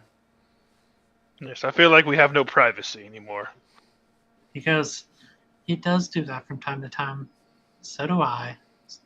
And Gru goes, "I love to spy on people." Squeaky, squeaky. Gruel says that. I'm thankful that you like to spy on me.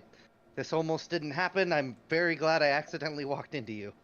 I didn't spy on you. I just happened to notice you. Fair. It was very weird to see a monkey in clothing, especially invisible. I imagine that would have been strange. Yes, you don't see that every day. You do not. My plan was to hopefully avoid anybody who could see invisible things, but I'm not very good at that plan. Obviously not. Well, it seems it all turned out for the best. Let's say that is Don't speak yet so to soon. be discerned. As you guys get downstairs, he says, he turns to all of you. He says, so here's the complicated thing, Finn says. That letter is just buying us time. Right, but I believe that I would like to say that since we've had a good chat with our good friend Meagle here, she's been a lot more forthright, haven't you, Meagle? I slap Meagle on the back. Tell them. You got her gagged, don't you? Right now? Sure. Well, are we in the basement? Yeah, you're in the basement now. Sure. I'll ungag her. I'll say, tell them. Tell them what we know to be true. She looks up at him and says, you do realize I'm probably dead, right? And she looks over at you. Not yet. Well, the more you cooperate with us, the higher your chances of living are, I assume. I tell her that, like, listen, you're about as dead as we are. We're all in this together, buddy. Finn Gruel, I would formally like to ask for lenience toward Meagle's sentence in exchange for any cooperation she makes. We firmly believe that this goes up the chain to Grumu, and that her heart was not in it all the way. No, Finn is looking at her. She goes, and he goes, I don't think that's what she was talking about. I think she's implying that somebody's going to kill her. Yes. But that isn't the Great Tree's leadership. Right, but I mean, you're not with the military, you're with us at the moment. So, let's get this out. I say to her. Finn looks over and says, huh. Maybe I need security. I look at him and say, you don't say. I'm going to look slightly offended, but are we not enough? I turn to him and say, no, we're not enough. I say the roses made mincemeat of us. I'm going to say, they practically work for the guy, as far as we know. Well, and maybe not specifically him, but, you know. So, you said something about notes. Pull out the Finn notes. looks up at you. Because you would have said that, right? You said everything. Yes. I pull out. Can I see the notes? And also, Meagle, I'm very disappointed in you. We have worked quite a bit over the years together. Meagle kind of just looks down. You could tell looks very guilty right now. She's not trying to hide it. Finn goes, there will be leniency for you if you live. But right now, we need to free Lanoon as well. Yes, we do. Can't we just get her testimony to the Lorax? Surely you guys can make that happen. Sorry, you don't realize what's going on. Grumu claims and says he has proof that Lanoon and Meagle are working together with the Damned to attack us. Oh. Well, here's proof of the opposite, and I will hand him the notes. I think I have a copy of them, don't I? You have You have the original as well, I think. Yeah, well, I'll show him. I'll hand him the original and say that there's the original, but I'd like that back unless it's necessary that you keep it. Finn looks up at Beagle and says, "Would you testify on behalf of that Grumu is working with Dragul and intends to have this full war?" And Meagle goes, Would you spare my brother? Make sure he doesn't die."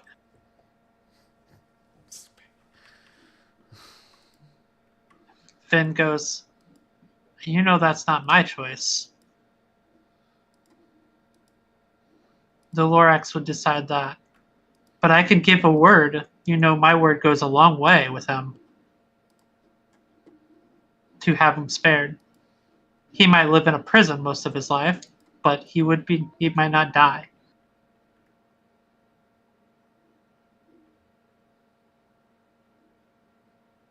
She goes, "Yes, I would testify." He goes, "Fantastic. Now, for the rest of you, we still need to get Lanoon out so he doesn't have a hostage. Do you think you could go into the barracks and get him out?" I think we can definitely make it in, but Right. I So- don't know that we have the sway to release him on good terms. "I'm not asking good terms," Finn says. Well, I mean, if it's Can you tell us where he is located? Yes, you all know where he would be located. He's in the underground. He's 2 floors down. He would be located in the cells, basically. Okay, we should be able to reach the cells. That kobold prisoner we sent, you wouldn't happen to know? Is he still alive down there? I do not know. Just trying to think of a way that we would have official business there. Make our way down. Finn goes, "I can give you a letter to make it down to the cells, but you need to find but for now, let's." He looks at all of you, and he goes, "Did you guys sleep?" Nope. I am so tired. Honestly, sleeping was the best thing that ever happened to me when you knocked me out. There Finn was no goes, time to sleep. We had to get here as quickly as we could. Finn says, "Why don't we have you take a rest while I deal with some stuff in town? And I will take the day, and tonight we'll go and try to sneak him out. All right. I mean, I will deal with some of the individuals here. Gruel will make sure she's safe at any point." And Gruel goes, "Of course." all right, okay. I tell him that Lanoon is Lanoon has been like without Lanoon's help, we would not be here today. Standing in front, we would have not been able to bring the truth before you. Finn looks up at you and says, "Well, I don't really want to see Lanoon die, and I have a feeling if he stays in down there, he will die. That is why I want to get him out. I don't have the authority to get him out in Gurumu's location of choice, but you being part of the military, you can get down there. You got to figure out a way to get him out and without killing anyone." And I'm assuming we have to do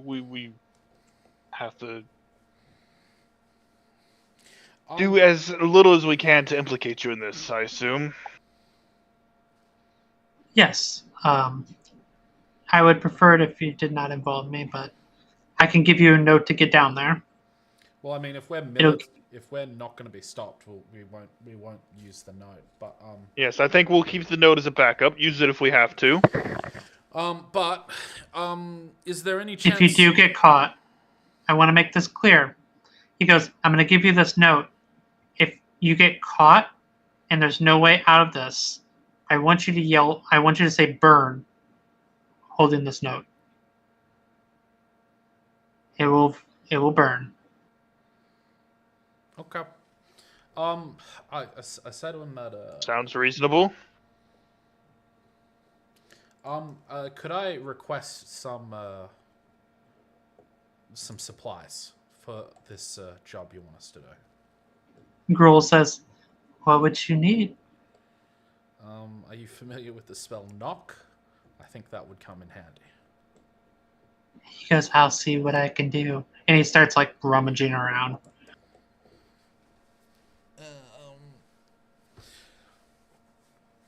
And I mean, what we could do is we could get down there. I sleep everyone in the area and invis them out. That could be a plan.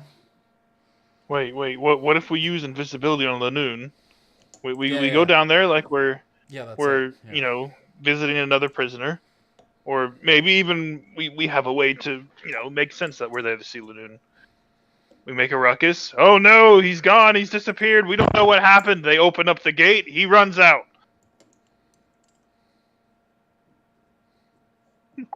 Could. That's pretty. We funny. also, in our party loot, we have and I'll pull out a potion of gaseous form, and say, we have this thing, Krufus. I think you said that this turns him into a fart on the wind, right? It does. We have that. Yep. That would work just nicely. We could find some cracks. We might even be able to have him slip out unmolested and give him directions to head to Gruel's place. Well, as long as the doors are open, I mean, well, he could even slip through the doors. I don't think we would have to open anything for him. Mm-hmm. You've all been down there before. You've seen the prisons before. They're just standard prison bars, not like anything fancy that you've seen. Yeah, I'm thinking like past the prison bars, like getting through the doors. There's I reckon so. If we have a potion of gaseous form, I reckon me and one other person, and then we can, if I need to, if we can get knock off thing, then perhaps we can. Then so we can use knock. Just a reminder, knock is very loud. Mm.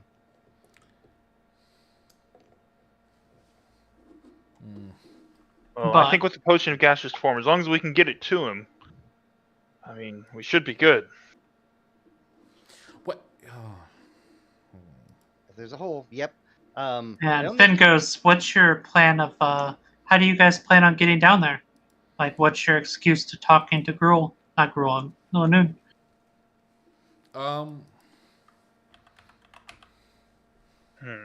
I wonder, I wish we knew if that other prisoner we sent was still alive. That would be an easy excuse. We did some contract work for Lanoon. I We believe did. we're in for some arrears, and we need to discuss this with him. Yeah, I don't know that would get us in, though. Gruel pulls out a spell scroll. He goes, yes, here. And he hands it to you and says, a scroll of knock. And he goes, here you go. Thank you very much. I take it.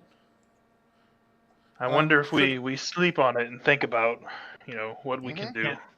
Finn nods and says, I'll get some guards and I will be back. Um, And he starts to go upstairs.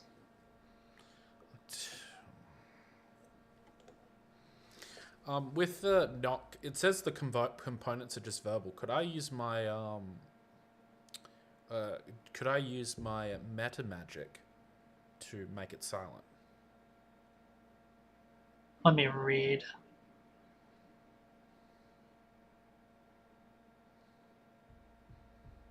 I guess it doesn't matter, so because it's a component of the spell.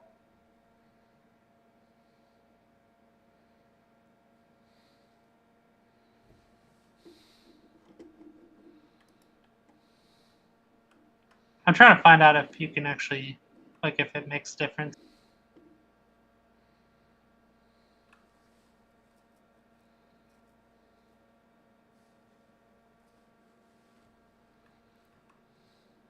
I'm trying to find the sorcerer meta magic.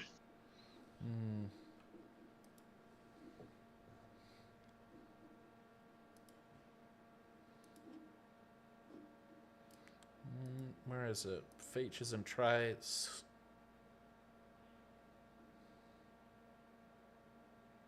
It says you can cast it without any verbal or somatic opponents. That's the subtle stuff I was thinking. I guess you'd be able to make it so your verbal wouldn't take back, but the knocking sound is part of the spell, so it would still make the knocking sound. So essentially, you see what yeah. How far down underground would we be? You're 2-story, like you know that there's 2 levels underground, so and it's at the very bottom. Would that be like 30 feet underground, you would say, or 20 feet, or? It's probably like 50. Like if we're gonna. Well, I mean, it's not stupidly loud, but it's also like loud enough that like every person in the room would all know that a knock spell is cast. Yeah. And maybe even a person like near the doors would know. Could anyone make the room entirely quiet? I know there are some magics that do things like that. I guess so. If we need to open a door that we can't get into, right? Then essentially what we will need to do is take out the By the way, Finn leaves, and now it's just Gruul. Gruul says, "If you need to sleep," he points at a door in there. He goes, "Bedroom's over there." I'll get some sleep. I look at Gruul, I go, Gruul, you look like a wise man. Do you have any suggestions? Oh. He goes, I would assume you're going in to talk to a prisoner, right? He goes, Yes. You just brought a prisoner into town that was supposed to be working with him.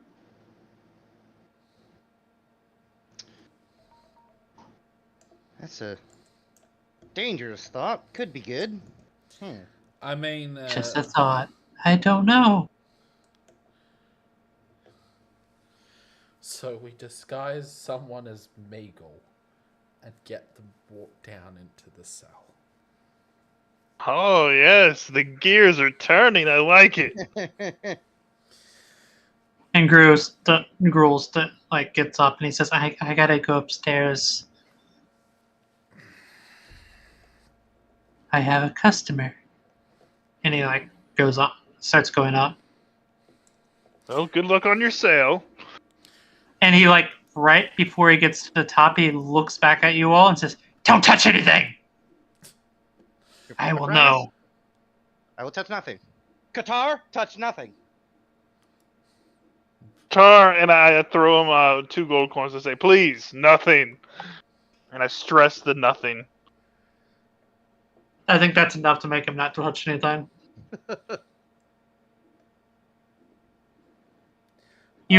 Does anybody go into the room where he said that you guys could sleep? Yes. Yeah, I'll go get That some. room's bigger than it should be. Why is it so big? This is strange. It has like 20 beds in there. How is that Like- this big? It looks like something out of like the barracks almost. Like that's how big it looks. Could I write in my spell as well? Yeah, if you have the spell component stuff to do it. Can Also, I if you'd borrow- asked him to buy Yes. it, you can. Could I borrow 21 gold? 23 gold from you, Mister Lord Crumpus, so I can write this in. Sorry. Sure. Wait, hold on. Absolutely. 23 gold. How much gold is it to write this into my book again? Sorry, my apologies. What level is it? 100. It's a first level spell. Knock? No. It's Is it a third second level. level spell? Second. I think. Is it? It's 50 gold per level, right? So I think it's 100 gold. Could I borrow a bit more than that from you guys? Well, maybe I don't know. I've got plenty of money on me. I really am only going to use it for sweets. Well. Which is like life for you. Let's be Yeah. real here. I think I can sustain myself for a while though. I've got plenty banked up. Oh well, then. So if it's 100, then that will be 191 gold. I'll need to borrow, and I'll write that into my notes, and then I'll write it into got my it. book. All right, and I will pull 91 gold out of my coin purse because I didn't make that deal with the whatever the whatever The bank? the bank, and 91 gold Okay. taken out of my inventory, given to you. Thank you so much. Gruel would sell you the materials to copy it in. Absolutely. So we should be able to get through any door. What is knock? Is there a difference between knock legacy and knock original? Is it? And it's not like legacy is everything. Like the 2020. The reason why it's not like it's legacy is what you want to go with nowadays. Okay. Because they had that 2024 PHP that's going to be coming out, and that's the new non-legacy. And we're not going to play that yet. Okay, no worries. All right. Okay. There's too many changes to switch it over in the campaign. Yeah, no, I can feel that. So, Fair. all right. I'll get some sleep, No. and if everyone else is good to do that. But yeah, I think we'll call it there for the night, and pick it up when everybody's here next time. Yes. Yeah, that sounds good. Okay, so we all agree that Prufus is Meagle now, right? I think we do agree. So here's the fun thing. You want to know one of the spells that I have access to? Disguise self. I don't have disguise self, unfortunately, but I do have feigned death. So if we need to, I can make it look like Meagle killed one of us or came very close to killing one of us, right? So if we do the Crumpus-Crufus duo, Crumpus comes down as Meagle, Crufus comes down as himself, and then we maybe we find a way for Crumpus to get himself out or something, and then we make it look like Crufus just got knocked out by Meagle and she escaped or something. The problem is, how am I going to keep my spell book? That's what I'm thinking. If I'm a prisoner, how am I going to keep it? In Find your fairness, robes. when you cast a disguise self, you can make it look like anything and hide your equipment. It just whenever somebody touches you, they don't feel like it feels different. Like say it would feel like all the stuff that you have on you. That's how Okay, disguise self. So it basically shows an illusion, but you can reach through said illusion. Yeah. So as long as nobody's touching you, it looks like Meagle's like in rags and chained. But if they touch you, they're gonna feel clothing and like book and see what I'm saying? Yeah. Okay, Yeah, I that thought sounds I'd. good. Yeah. So I don't know, create like, so if we want to do something like Meagle escaped, I also have meld into stone, so I could do something like feign death on you, meld into stone to get away from, because feign death isn't concentration. Meld into stone to like GTFO. Prufus gets up, makes a commotion, comes over to Crumpus, gets him out of the wall, invisible. A Meagle and a Crofus walked in. A Crufus and invisible Crofus walk out. I feel like I thought meld into stone. It's concentration.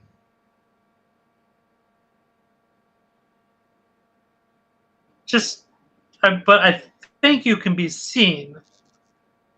Oh, okay. I'll have to read that spell over. I thought you. Okay. Then maybe that isn't a good idea. I might be thinking of an old version of the spell. in I fact. do Nothing of your think presence remains incorporating visible or- gaseous form into, you know, into our plan there is definitely gonna be worth it. So here's what the legacy. Where are you? Why can't I? I just prepared you.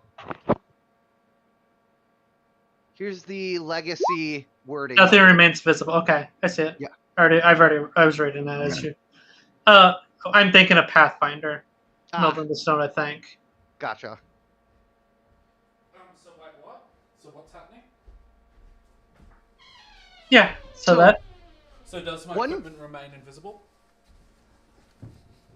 I remain undetectable while I'm in stone, so I could tell you where I was going to be, so you would know to be able to like tap on the stone or get my attention at a later point in time. Just okay. So from your experience, Sylvan, as a person who spent a lot of time in the barracks, you've been down to the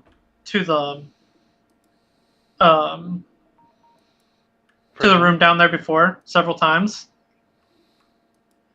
You know that it has several different rooms in there. You also know that like not several different rooms, but several different like prison cells down there. And you also know that usually there's at least 4 guards down there. And that's not even when it's heightened. Are these Yes, guards yes, I like see. experienced guards, or are they just, run of the mill Guys, guards? I have it. We bring Meagle down as a prisoner. Of course, someone disguises Meagle. She creates an escaped attempt. Somehow she gets a hold of something. I don't know. We will figure it out. Bunch of commotion. All the guards converge on Meagle, and I guess Crumpus could do the stone form. Everyone runs past him. He pops back out, right?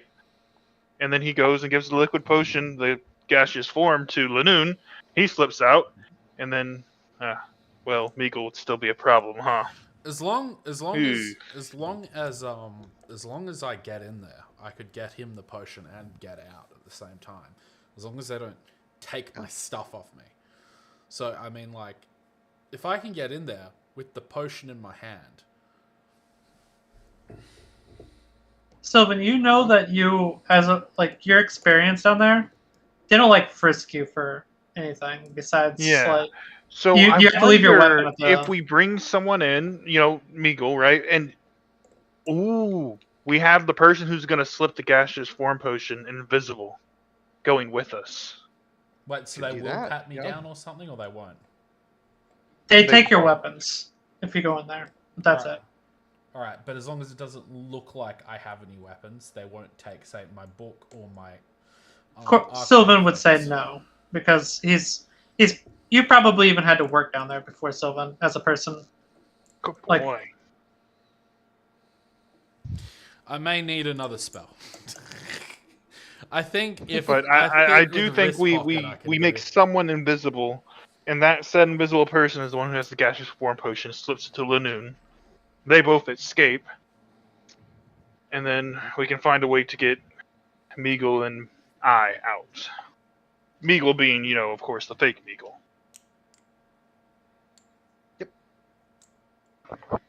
Yeah, Crumpus is always up for a good stealth mission.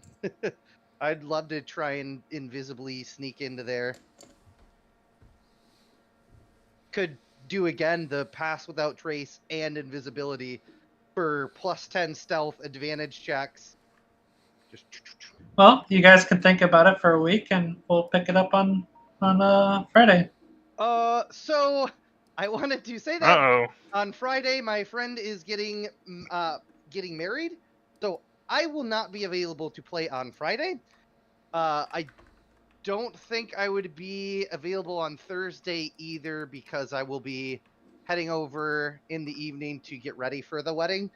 And What about then Saturday? Saturday or Sunday should be fine. No, Saturday you can't, right? So it'd need to be a Sunday. Sylvan can't, right, on Saturday? What about Saturday?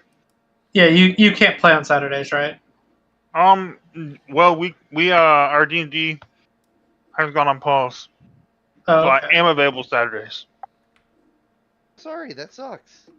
Yeah, Why has it gone on pause? I mean it's summer, or it's like summertime, so Well, yeah. Well, no, we had gotten to a stopping point in the campaign, and so we decided we'd take a break from this one so that I don't have to DM anymore for the time being. We're gonna do a short campaign in between with another group member as a DM. gotcha. Yeah. All right, that's pretty cool. Because I have been the forever DM since we started playing. The forever DM. Oh Yeah. my. Well, it must be nice. Yeah, Lovely, nice to have a change. Luckily, like But as long as I've got. it's Sorry, go on. no. I was just saying that's and by the way, if we want to pull somebody in, this is a good time to pull somebody in I to the don't- campaign. I'll ask him, but I think we've waited too long with B-Frog. Okay, sorry. It's all good. I just had to find a decent time. I couldn't pull a blighted person into the campaign, and that's what you would have had. Yeah. Hmm. Fair. You could have. You just chose not to. I could have, but it would have been very weird once Bluebeard died. Understand. Yeah, that's fair. That was yeah, that's a scenario the DM couldn't really have planned for. No, The it's players made a decision. yeah. Well, I mean, like, I don't think we made that decision. That decision. was No, a- the GM made a decision. It was a potential of it happening, so I couldn't like plan for it. Yeah. Right. If you guys, No, that's fine. That's I fine. think the DM did it on purpose. I mean, you guys didn't have to go back to his lumber mill. The DM, it's the DM's right to dangle hooks in front of his players. If you decide to chomp on a fishing hook, you know. He shouldn't have put it there. It was a hazard. It's his fault. We can say it was the DM's fault all day long, but if a fish chews on a fishing hook, Then it's the You blame fisherman's the fault, man. The fisherman put the hook there. Now, is the fisherman gonna be upset about that? No, but sure, the fish is. But I mean, I don't even understand the analogy, right? Because like we just we went to the like I guess like going to the lumber mill was it was a little risk, but I mean there's no way for us to know that it was a trap, right? Well, there's no way for the fish to know that the bait is bait. You know? True. Now you're getting it. Yeah, but the fish is still upset when it gets caught, and he doesn't want to get eaten. So, I mean, You guys got thrown back in. I mean, to be fair, Barely. when we got hooked, we squirmed like a motherfucker. we got a taste of fresh air. And fish don't like fresh air. no, they do not. Well, I definitely it was an option of what could happen, and I didn't want to bring somebody in No, under it was those done well. conditions. I'm not disagreeing with it. I didn't want to bring someone in on that. Totally fair. It's fair. I'm not. I wasn't trying to sort of like assign blame or anything. Yeah, I'm more I just just- lightly like shit talking. Yeah, you're fine. I was just letting you know I didn't want to, like, that's the reason why I didn't want to bring B Frog in Yeah. at the time.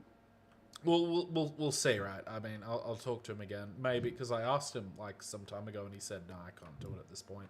Okay, that's fine. But I mean, maybe if it's somebody changed doesn't want to since do it, then. Yeah. I don't want to, like, get somebody in that doesn't want to commit to the idea of it. Yeah. No, that's fine. Yep. If you want to search for somebody, Mark, you can. Yeah, I'll ask around. I assume think Justin another wouldn't game. want to, right?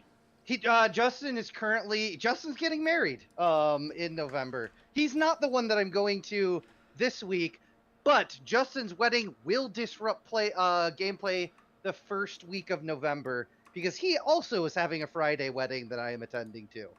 Okay, So good to Yeah. know. Dang, you're just getting both sides of life right now, man. yeah, all my friends are getting married. Anyway, so that will be a thing that's coming up. Because of that, I'm pretty sure won't want to. He's like moving to November to live with his fiance for a month, and then like having the wedding, and then they're like moving up to his house. So like he's gonna be all over the place. It's not like I'm not even gonna ask him. Yeah, there's no point. Like you already had me at he is getting married. Like you don't. He might drop from our Monday game. like there's a good chance. That's fair. He Like, hasn't expressed any intent to, but like his life's gonna be chaos for the next 2 to 3 months. yeah, our Monday campaign is canceled for a couple weeks right now. So yeah, I don't think anybody else in that game has the appetite for another day. Maybe, yeah. yeah, Sam would not. She's already said she doesn't want another D&D session in her life. But I think Mason. I don't remember what time he said. What day he said he would, like when. Yeah. I'll ask him. Yeah, I can reach out to my other game that's on a long-term hiatus and see if there's anyone there. Yeah, I mean that's fine. Yeah. It'd just be nice to have a fifth person, so when like every week, like we could, if we're down a person, we can just keep going. Yeah. Alrighty, y'all. It was fun. I'm gonna head out. Later. Yeah. See ya. Take care. I'm asking for some clarification on what B Frog said. We'll get back to you. Right. I'm just turn off my stream right now. I'll send a few feelers and see if there's anybody who's interested. I won't confirm anything until I run it by you, but I'll ask a few people if they have any interest. I have a few cousins who maybe might be interested in that. They'd all be new pretty much to stuff, but That's not a big deal. no. I don't like this legacy crap that they have on D&D Beyond. Oh, I just saw it when I was looking at spells to prepare after a long rest. I saw the legacy and non-legacy thing, and I was like, this is going to be a major effing headache. Yeah, I won't lie. I like the one thing, the new PHP. Mm-hmm. I like a lot of it. What's the new I haven't HP? read it What yet. is it? So what? They updated the PHP, like the player's handbook, Yeah. and they changed a lot of things, and like changed classes, changed like. By the way, fighters are fucking awesome now. They were pretty awesome. Hell yeah. Like sorcerers are probably the best caster in the game now. Well, outside of warlocks. Warlocks might be the best melee class in the game now. I'm not joking. They literally might be. They get 3 attacks now. Warlocks. Which is nutty. Warlocks. Nutty. Yeah. Also, there's an extremely broken spell that if we do ever move to this, that I will have to change. I'm not joking. It's extremely broken. Like, it's Mm. called Conjure Minor Elementals. Worse than, Yeah. worse than Goodberry? It is way worse than that. Okay. What is, I will read you the spell. Give me a second. Okay. wait, so in Goodberry's broken, is it? There are ways that you can use it that are really broken. It's apparently controversial. Yeah, there's ways of doing it, but we've always just kind of agreed not to do it. Yeah. It's part of the reason why I've never prepared, because I think Goodberry is a spell that a druid can prepare, and I've just been Yeah, like, it is. nah, I'm not gonna touch that. I don't need that evil. I don't mind if you take Goodberry and play it like a legitimate spell, but the problem with it is it's something that you could like abuse to like get people up off the ground over and over again because it heals from healing. So you could just keep plopping one down in somebody's mouth every time they fall. Right, but wouldn't that be a bonus action or an action? I think it'd be a bonus action to pop it in. You could do it maybe. It depends on if you have it in your hand. I'm pretty sure. Yeah. The wording of the spell says a creature can use its action to eat one berry, but when you think about like applying potions to other people and stuff, since we allow giving characters potions, you can Actually, it would be an action because giving other people is an action. Remember? For Right, us? but then it wouldn't be Yes, broken yes. because you're still using an action to get someone up. Well, the problem is like it's the same as using it's kind of the same concept as using a potion through a spell, and you get 14 or something of these things. Yeah. So it's like getting 14 potions. Yeah, Well, you get 10 of them, and they last 24 hours. So you don't even you can just make them at the beginning of the day, and you have 10 free ups. I mean, Well, not free, 10 ups. And then you can going pass down. them out to people. So like you can give everybody like 3.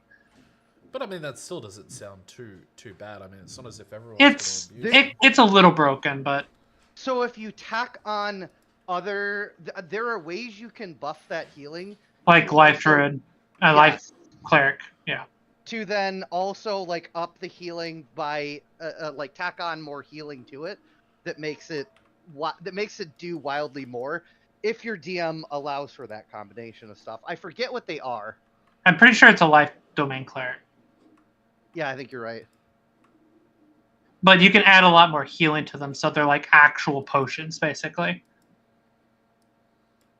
mean, So that sounds basically, you incredible. take Goodberry with a life domain cleric because you could take it, I think, with Fey Touched Yeah. or Magic Initiate or something, Okay. and then it's just broken a little bit. Okay. Well, I mean, it doesn't sort of like Wow. if you've still got to use an action to Oh. get someone up. It's just like there was a Yeah. help action in Baldur's Gate. It doesn't seem tremendously Sorry. broken. So the other thing is that it completely destroys survival campaigns because when you eat one berry, the wording of the spell says it provides enough nourishment to sustain a creature for one day. So you don't need food, you don't need water. If you have a druid who casts Goodberry every day, 10 people can eat for the entire day. Yeah, any survival campaign like Tomb of Annihilation just completely countered by Goodberry.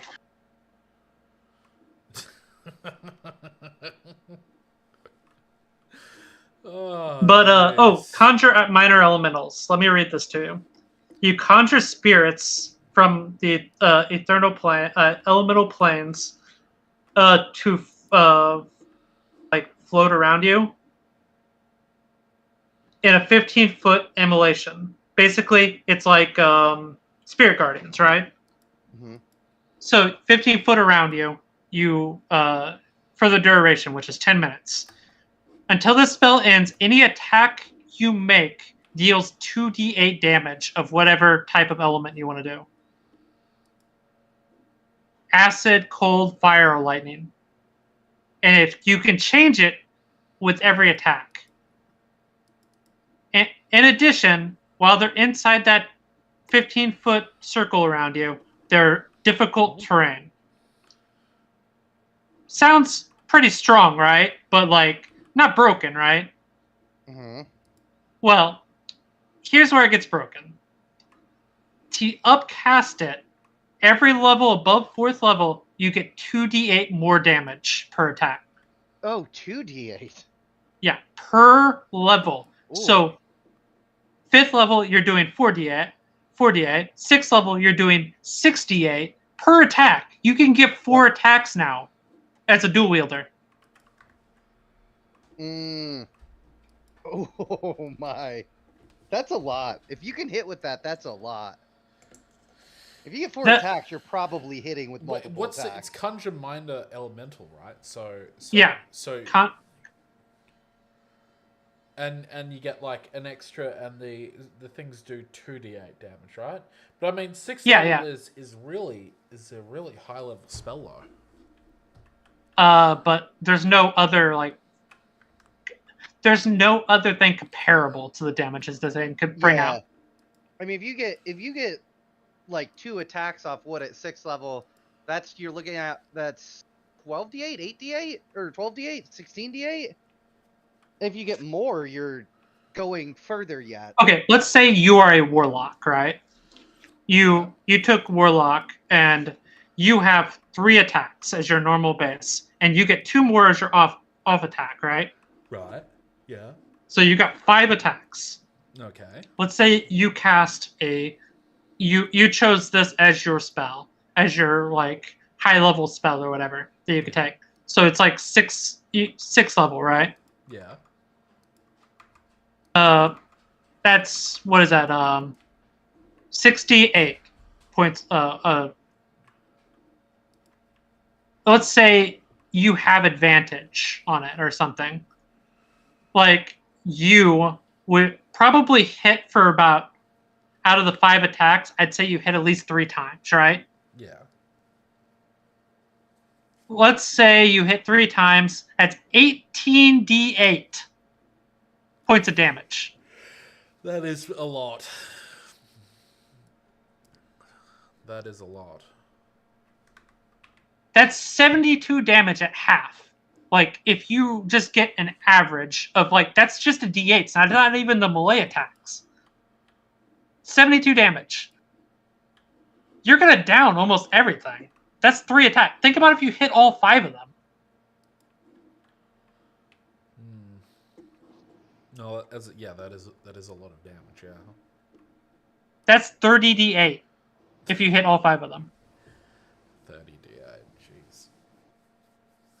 And then the average of that is 120 damage. You hit all 5 of them, you do 120 damage.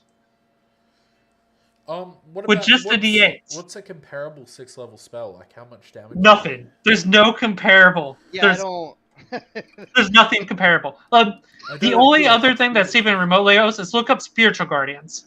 That is the closest, and even that is like way less damage. Yeah, 4th level smite on every attack.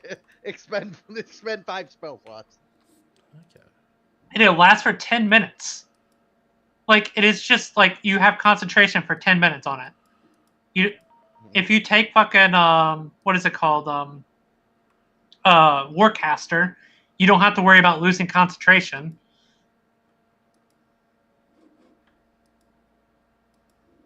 It's just broken. It's just plain and simple broken. This is probably the most broken spell in the game now. And if we ever do move to that spell, like to that list, I will tell Damework that we should fucking scrap that shit to start off with. Fair. No, you should jump on that. Use it once and then go like, this is why we need to scrap this spell. I wouldn't even want to do it. You'd feel too dirty. Oh no. It's so broken that it wouldn't be fun. I mean, like, I think it'd be fun for them finding out like how fucked this is. You know what I mean? Like, you'd be like, check this out. Check out this nonsense. You know what I mean? I mean, you like with that build, I feel like I probably could have fought Zerial. That assuming that you stay alive through one turn. That's true. She could kill me in one turn. That's possible. Like, but I think I'd have had a better shot. That's for sure. Sure, yeah, no, for real. If we put all our resources into trying to protect you and getting like your stuff off, yeah, for sure. Well, no. Here's what you do. You have one, like, if say Corgrim would have casted haste on me, Hmm. then somebody would have healed me, Right. and I would have been like a fighter. I would have run up to her, hit her a couple times, then action surged. Fair. That would Yeah. have that would have worn her down significantly. Yeah, I could see that you making progress with that. Yeah. But yeah, I can't imagine that being a viable spell. Like, that slipped through the cracks, basically. That should not have been a. Does it have to be on Do you think yourself it's a too, or could you typo? cast it on someone else? I think you. I don't think it says. I think you can cast it on other people. Let me look. Oh,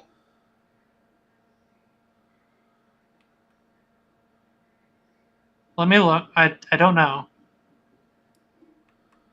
No, it is self. It is self only. Well, I Okay. mean, like literally, That's- I think it would be a fun thing to like do once and then be like, you need to ban this shit. You know what I mean?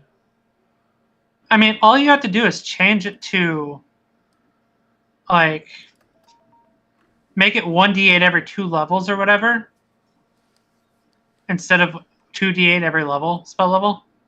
It'd Yeah, still be sure. really good. It'd still be fucking great. But, like, Right. I mean, at least it'd be comparable to Spiritual Guardians. yeah. Spiritual Guardians is already, like, one of my favorite spells in the game. You know, Oh, yeah. I literally built Nano just so I could fucking have that. Yes. No, you did. It's a great spell. It is a phenomenal spell. Yeah, my cleric has 23 armor class, and I built the character to Spiritual Guardians and run in. Spiritual Guardians and run in. Oh dear. But no. So what's the deal with your Monday game? Why aren't you guys still playing that? Oh, we're playing. It just we had to take a break because these last 2 weeks because Yeah. just people being busy. It was Labor Day this Monday for us Americans. So, national holiday, people were doing things. Then the week after we had well, this week like Monday coming up is we had Damework's not gonna be in town. Oh yeah. Right. What about now? Are you guys on for the following week? Should be, I think. Yeah, I would be. Marvelous. Oh. I gotta say, we're at an interesting point in the current campaign, though. Very interesting. Now we have to break out Lanoon. And Yeah. That's hey, Frank. You know me. I love a good Prison Break episode. You do love yourself. It's not the first prison that you broke someone out of. No, not at all. I will say this one's probably gonna be a little easier than the last one. Holy shit! If it's not easier, you fucked us, Frank. You undersold this shit. If it's not easier, what was the last? I don't think it prison could get break? harder than the other one. In fairness, yeah. What happened with the other prison break? Oh, they it was basically broke into Alcatraz. terrible. Mhm. Why would they want to do this? Lots of because- reasons. They had some of our family members strapped there. Oh no! Wait, But why was yeah. some Oh, of your family members in Alcatraz? What did you do, Hey, Mark? hey, it's fine. It's fine. I don't know why you're making these implications. We were the good guys. What did you do, Mark? Yeah. And it was all his character's fault. I just want to point that out. I knew it. Listen, No, I- really, it was legitimately his character's fault. Anytime there's an authority figure, I want to tell them everything. She didn't even ask you much. Listen, Copper has a looser tongue than I do normally. She asked you, what was it? I forget what. Like, she asked you to tell you about yourself, and you just said, "I'm going to tell her everything." Yeah. I tell her about Juan, where he comes from, how good he is at murder. I tell her about my dad, my brother, my mom. He specifically said all this, leader. Yeah. Oh dear. A person that he had met, like, they did fight together, and she helped save them. Yeah. She was cool. She was cool. And what his family was like what, a group of murderers or something? What the hell happened? Well, I don't think you'll ever meet her, but I'm actually, you'll never meet her. I'm like 99% sure. Haha, great. Thanks, Frank.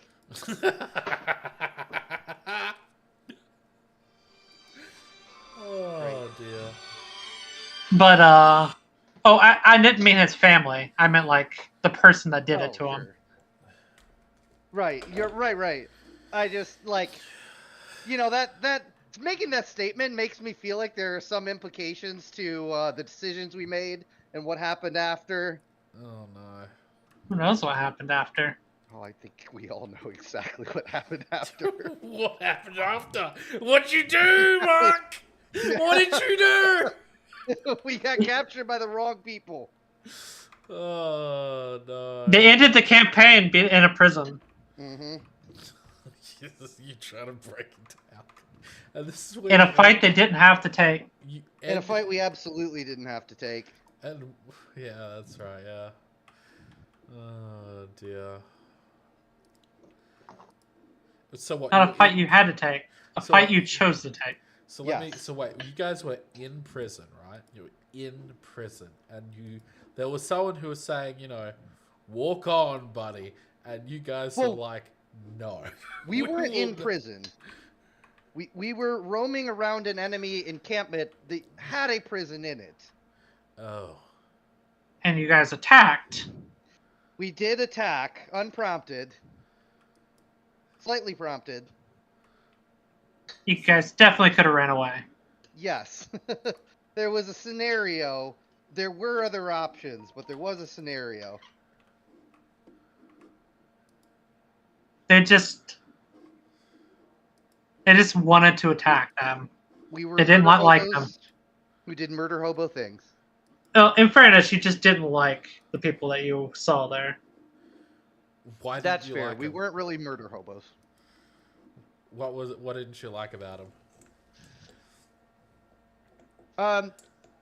There are people who are up to some shady crap.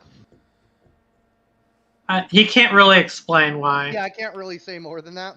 They're up to Okay. some shady crap, and we wanted to stop them.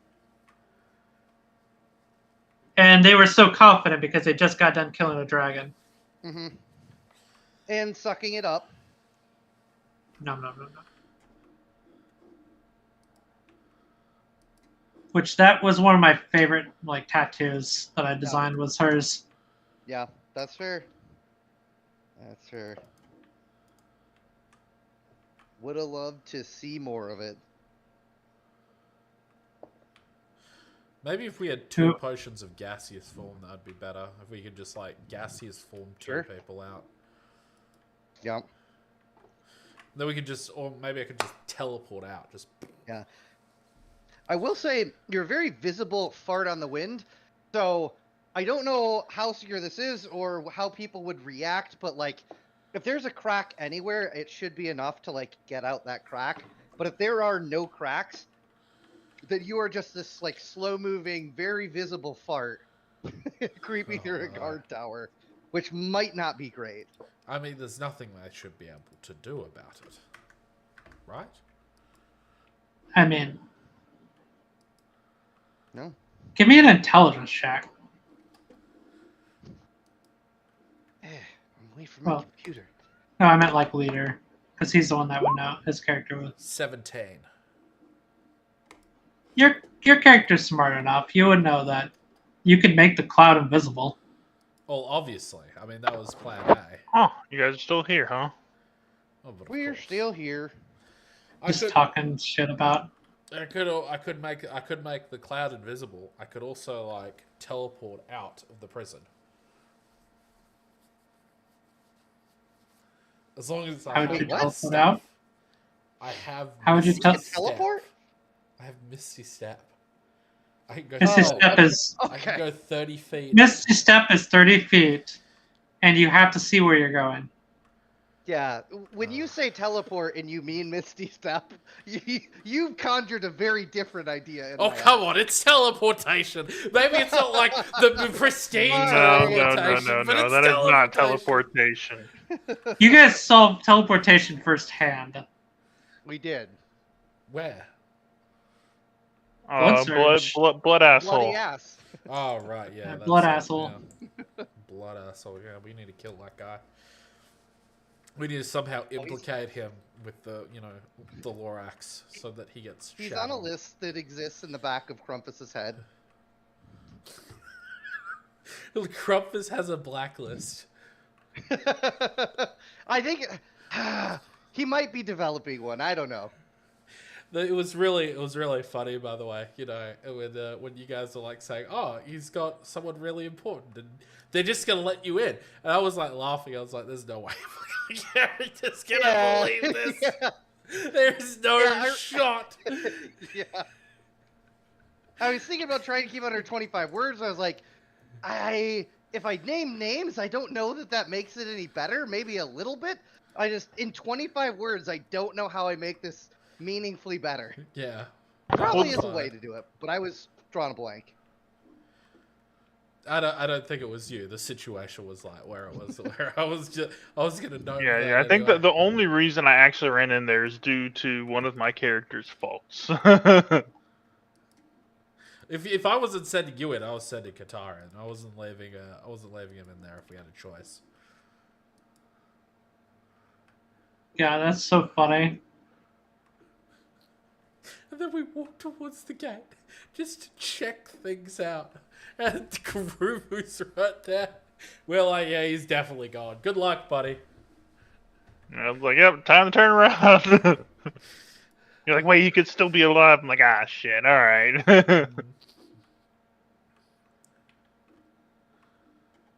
You got to meet Finn. Yeah, Finn was interesting. Yeah, Finn looks pretty strong. Pretty clever, at least. I don't know about strong. Yeah, I was gonna say, clever. I don't know about looking strong. He looks pretty frail fair, from the fair. description, but He's a little owl with a little satchel on his side and a book that he carries around everywhere. seems wise. Oh, I missed the opportunity to just be like, who? Who? That would have been great. Finger of death. No, please. He doesn't appreciate who jokes. That's one of Like- his flaws. I've heard one who too many. Who gives a hoot? Oh yeah, that'd be a great response. Make him even happier. Disintegration. Disintegrate. Yeah, see, you think he's making jokes. He's telling us the spells he has available. We don't want to fuck with this guy. Oh, wow. That went honestly a lot better than I originally expected. I thought Groomer was going to ride out to where we were and just clap us in tracks. And murder us, yeah. Frank, I really need to know, with the rules and everything that happened, how, don't reveal that I might not have gotten lucky, because we are not 100% sure these people on our side. It seems pretty clear. I guess it could still be that we're being played, but like, did I get extremely lucky with that D20? It felt like I really kind of like lucked out in a scenario where I had no idea what I was going to do. I rolled a chance of you running into him.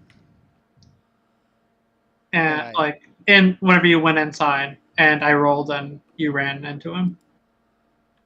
All right.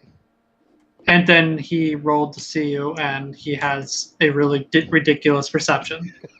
Sure, why not? You're like, you had no chance. He was seeing you. Yeah. It felt it. I will say this. I don't think that you gave me a break. I think this is all pretty like by the book as expected for the scenario. It felt like I lucked out of a scenario I did not know how to get myself out of. I mean, you saw him at the front. Remember, he went outside, then came back inside. He was nearby. and I knew where like approximately he would be standing, and then I just rolled like, would you be nearby? And it happened to roll. Thank goodness. To be fair, like he was exactly who we were after. You know what you just needed to find a council member and like raise the fact that this is bullshit. Well, you remember the information we got was that Manoon went to all the council members, and but we didn't apparently know he that went to the before. wrong one. Yeah. Well, now there So is I a don't think wrong all the council members would have been in our favor. I think we would have lucked out going to the right one. Yeah. one. And if I don't know. Actually, if we had mentioned Tiamat in front of the wrong council member, he probably would have killed us instead of just sternly warning us not to say that and letting us go. Oh yeah, I forgot. He's also a council member. Yeah. I was nervous though because I didn't like that interaction. I got bad vibes from that. But it was probably because he's creepy as shit, Frank. You have narrated him creepy as fuck. I didn't want to go to him I for think help. that was the plan. You're welcome. I No, didn't yeah, like he's anything done that well. happened with him. It's like that, like, I don't know. It's like that creepy old man. You're like, everyone, like, you should stay away from him. Don't go near him. But he's not gonna hurt you. I mean, like, I'm not sure he won't hurt us if we give him a reason to. He seems pretty dangerous. But I mean, Unless you give him a reason to. yeah. In He's fairness, not gonna do some like heinous shit for no reason. Is what I'm getting at. Yes. But Fair. maybe he would. Maybe he'd just be like, like, I want a new frog today. I will say, I do believe that man could kill you without blinking if he felt like you were the wrong kind of person. Yeah, I agree. I feel like Qatar almost found out on the first meeting there. Yeah, I do think so. I think Qatar almost answered that question before we had it. Yeah. did you enjoy my creepy dude though? Yes. Yes, he's done well. He's done really well. He's made me very nervous.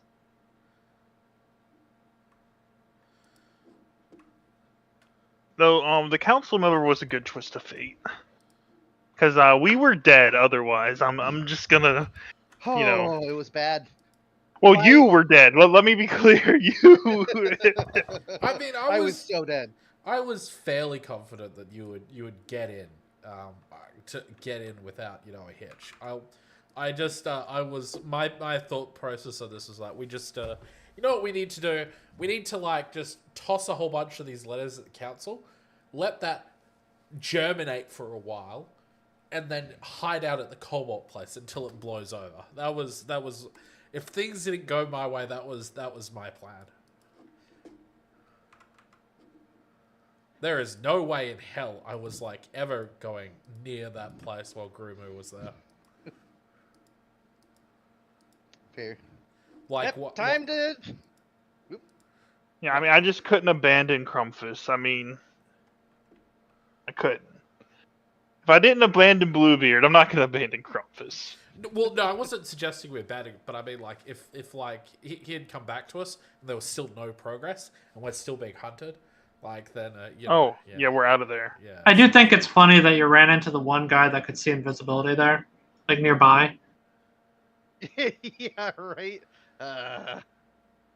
Well, it worked in our favor. It did work in our favor. Thinking about it, it went well. It wasn't. You really sold me whenever you said I had all my clothes on. Well, that was my thinking. Was that like I, as an ape, am going to need to be able to like put stuff in my pack and pull it out or things like that. Like, right? Otherwise, I can't. If my stuff melds into me, I can't have handed Meagle my cornucopia, right? Yeah. So it has to. I have to be wearing clothes. It's just on me. which I think changes the guitar interaction. Why'd you steal all his clothes? I think he killed Crumpus and ate him. Oh dear. Oh my goodness, that's so amazing. Yeah. Or he's used to Crumpus mutating. I wonder if he's just like thinks it's a new mutation. Yeah, that's fair. Form. I'll let him decide what he wants to do with that. I didn't even, Frank. I'll be honest with you. I forgot how effective sleep is on a druid who can't morph into higher level animals. Like, damn, that's really effective. He casted sleep at one higher level, just in case you went through wouldn't. Sure. He knows that monkeys can't be super strong, so Fair. I didn't even think about the lower hit point implication. I'm just over here like, yeah, it's fine. It rolls into my hit points. Oh, not for sleep. It doesn't. Yep. Sleep is really good. Mm-hmm. Yeah, we've already seen the power of sleep a few times. Yeah. Yep. I actually think they're making it stronger in the 2024. Wait, really? I Patron. wish they would make it scale more. But That's it does what they're not need to doing. Be stronger at level 1. Okay. The new 2024 one is it's now a saving throw, and it's no longer due to your hit die. It removes hit die. Oh. Oh, I'm wow. not sure I like that though. Well, it takes 2 times. You get 2 saving throws to try to succeed it. Wait, it's a double save. Okay, that is. Wait, you get a double saving throw to succeed it. Interesting. All right. And it's smaller. It's a smaller area. Then they're debuffing it. Well, does it just affect every creature in that area instead of before it's a hit points? So I mean, yeah. So I think it's still just as effective then. So it's a 5-foot radius. It's almost more effective. Yeah. Oh. And it hits everybody around. 5-foot radius. 5-foot so radius is tiny. 10-foot diameter. Yeah. That's not bad. Yeah, but it's 20. So basically, it's a wisdom saving throw. First turn, you're squared. incapacitated. Yeah, that's not bad. And then the second turn, you're unconscious. Yeah, that is definitely a debuff. Okay. It does take concentration now, so they did nerf it in that amount, but it needed that have concentration before, if we're being real about it. Yeah, sure, it needed concentration, but the hit points to me, sleep was great at level. No, I just imagine it like a Butterfree attack, a sleep powder just, forms in the air and then everything falls asleep.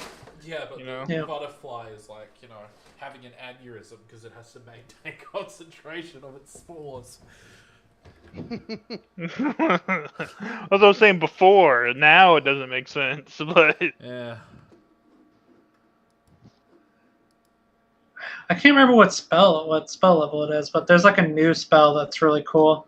It's like a cauldron. I can't remember what it's I want to say it's Tasha's Cauldron or something.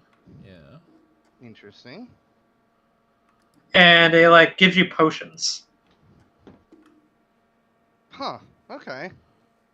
Are they good forever, or is it 24 hours? I think it's 24 hours if I remember right.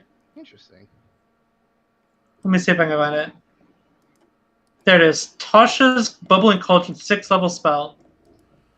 It takes 10 minutes to cast. It takes a golden ladle worth 500 gold. Golden ladle worth 500 gold. But what it does is it makes a liquid cauldron, duplicates the properties of any common or uncommon potion of your choice. As a bonus action, you can withdraw from the cauldron, and the vial disappears when the potion is consumed. The cauldron can produce a number of these equal to your spellcasting modifier. When the last one of these potions is withdrawn from the cauldron disappears. The potions obtained from the cauldron aren't consume disappear when you cast a spell again. So I guess it just lasts forever until you cast a spell again. And so you could do like potions of greater healing, uncommon, right? Yep, any uncommon. It's not bad. Yeah, it's not bad at all. I don't know. I guess it depends what your spellcasting model. Wait. What is my spellcasting? It'd be a +5 for most people. Yeah. Oh, well. And yeah, they're worth 100 gold each, so. The ladle doesn't disappear, though, by the way. Oh, so you can just keep casting fuck it yeah, again it's and worth again. Yeah. Yeah, that's worth it. This Is it this a didn't spell say I it can did, get? so. Can I What? Yeah, because usually if the catalyst, it says it's consumed if it disappears, Yeah, right? it did not say consumed. It just said needed a 500 gold ladle. And can I cast this spell? Is that something I can cast? It's a 6th level spell. Never mind. It's not something I can cast. Yet. Something you can cast later. Yeah. So here's some examples. You can get a potion of growth, which gives you enlarge or reduce. Yes. A potion Oh, of if you hill giant imagine a strength, I think. mini centaur, a mini centaur charging at everybody. Yeah, a potion of giant strength or whatever. Of hill giant strength, which gives you 21 strength. Yes. A potion of resistance, That'd be useful. which is any type of resistance. No, that's nice. Imagine you Go to going up fight a against a fight a dragon. fire dragon or something, Yeah. and you Yeah. pop that, and you all get fucking fire resistance. Basically half Yeah. damage, yep. Yeah, like potion of fire breath, potion of comprehension, which gives you comprehend languages for an hour. Potion of advantage, which whenever you drink the potion, you gain advantage on one ability check, attack roll, or saving throw of your choice within the next hour. That one could have a niche use. Yep. So you could get an uncommon greater healing potion. Yeah, just having greater healing potions in your back pocket is probably pretty nice. When you drink this potion, you gain the following benefits for the next 8 hours. Magic cannot put you to sleep, and you can remain awake during a long rest and still gain its benefits. Potion of watchful rest. Cool. So you become an elf. That's nice. You get to be a warforged. That's how warforged is. Like one of the big things for the warforged is I could just sit there and look at a door while I'm in my restful state, and I'm like completely awake. Cause elves you just need 4 hours of meditation, right? Yeah, you're actually kind of asleep, but not really. You're just you aren't fully there. The warforged is actually like just looking. You Yeah, just have to he's not alert. move. Yeah. Alrighty. Well, this dude's ready to go to bed, so I'm gonna head out. Later. Fair. Yeah, I like that spell though. Yeah, that looks interesting. I think I may need. Yeah. I can't hear you. Oh, sorry. Oh, also they changed True Strike Oh, really? and Blade Ward. I don't know if you want me to read them for you. Yeah, yes. Yes. Those sucked as they were. Both of them are decent now. When you say decent. Blade Ward is concentration. I want to start off by saying that. It's 1 minute concentration. Whenever a creature makes an attack roll against you before the spell ends, the attacker subtracts 1d4 from the attack roll. So every one of them's like having a Bane on them. Nice.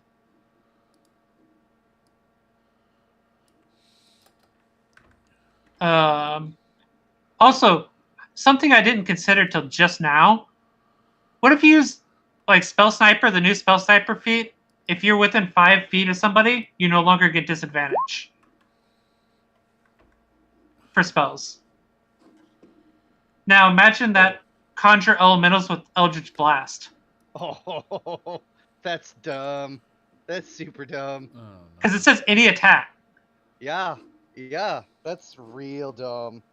Yeah, it's I didn't think about that until I was just scrolling through and I saw Eldritch Blast and it just like Super ran dumb. through my fucking mind and I was like, oh shit.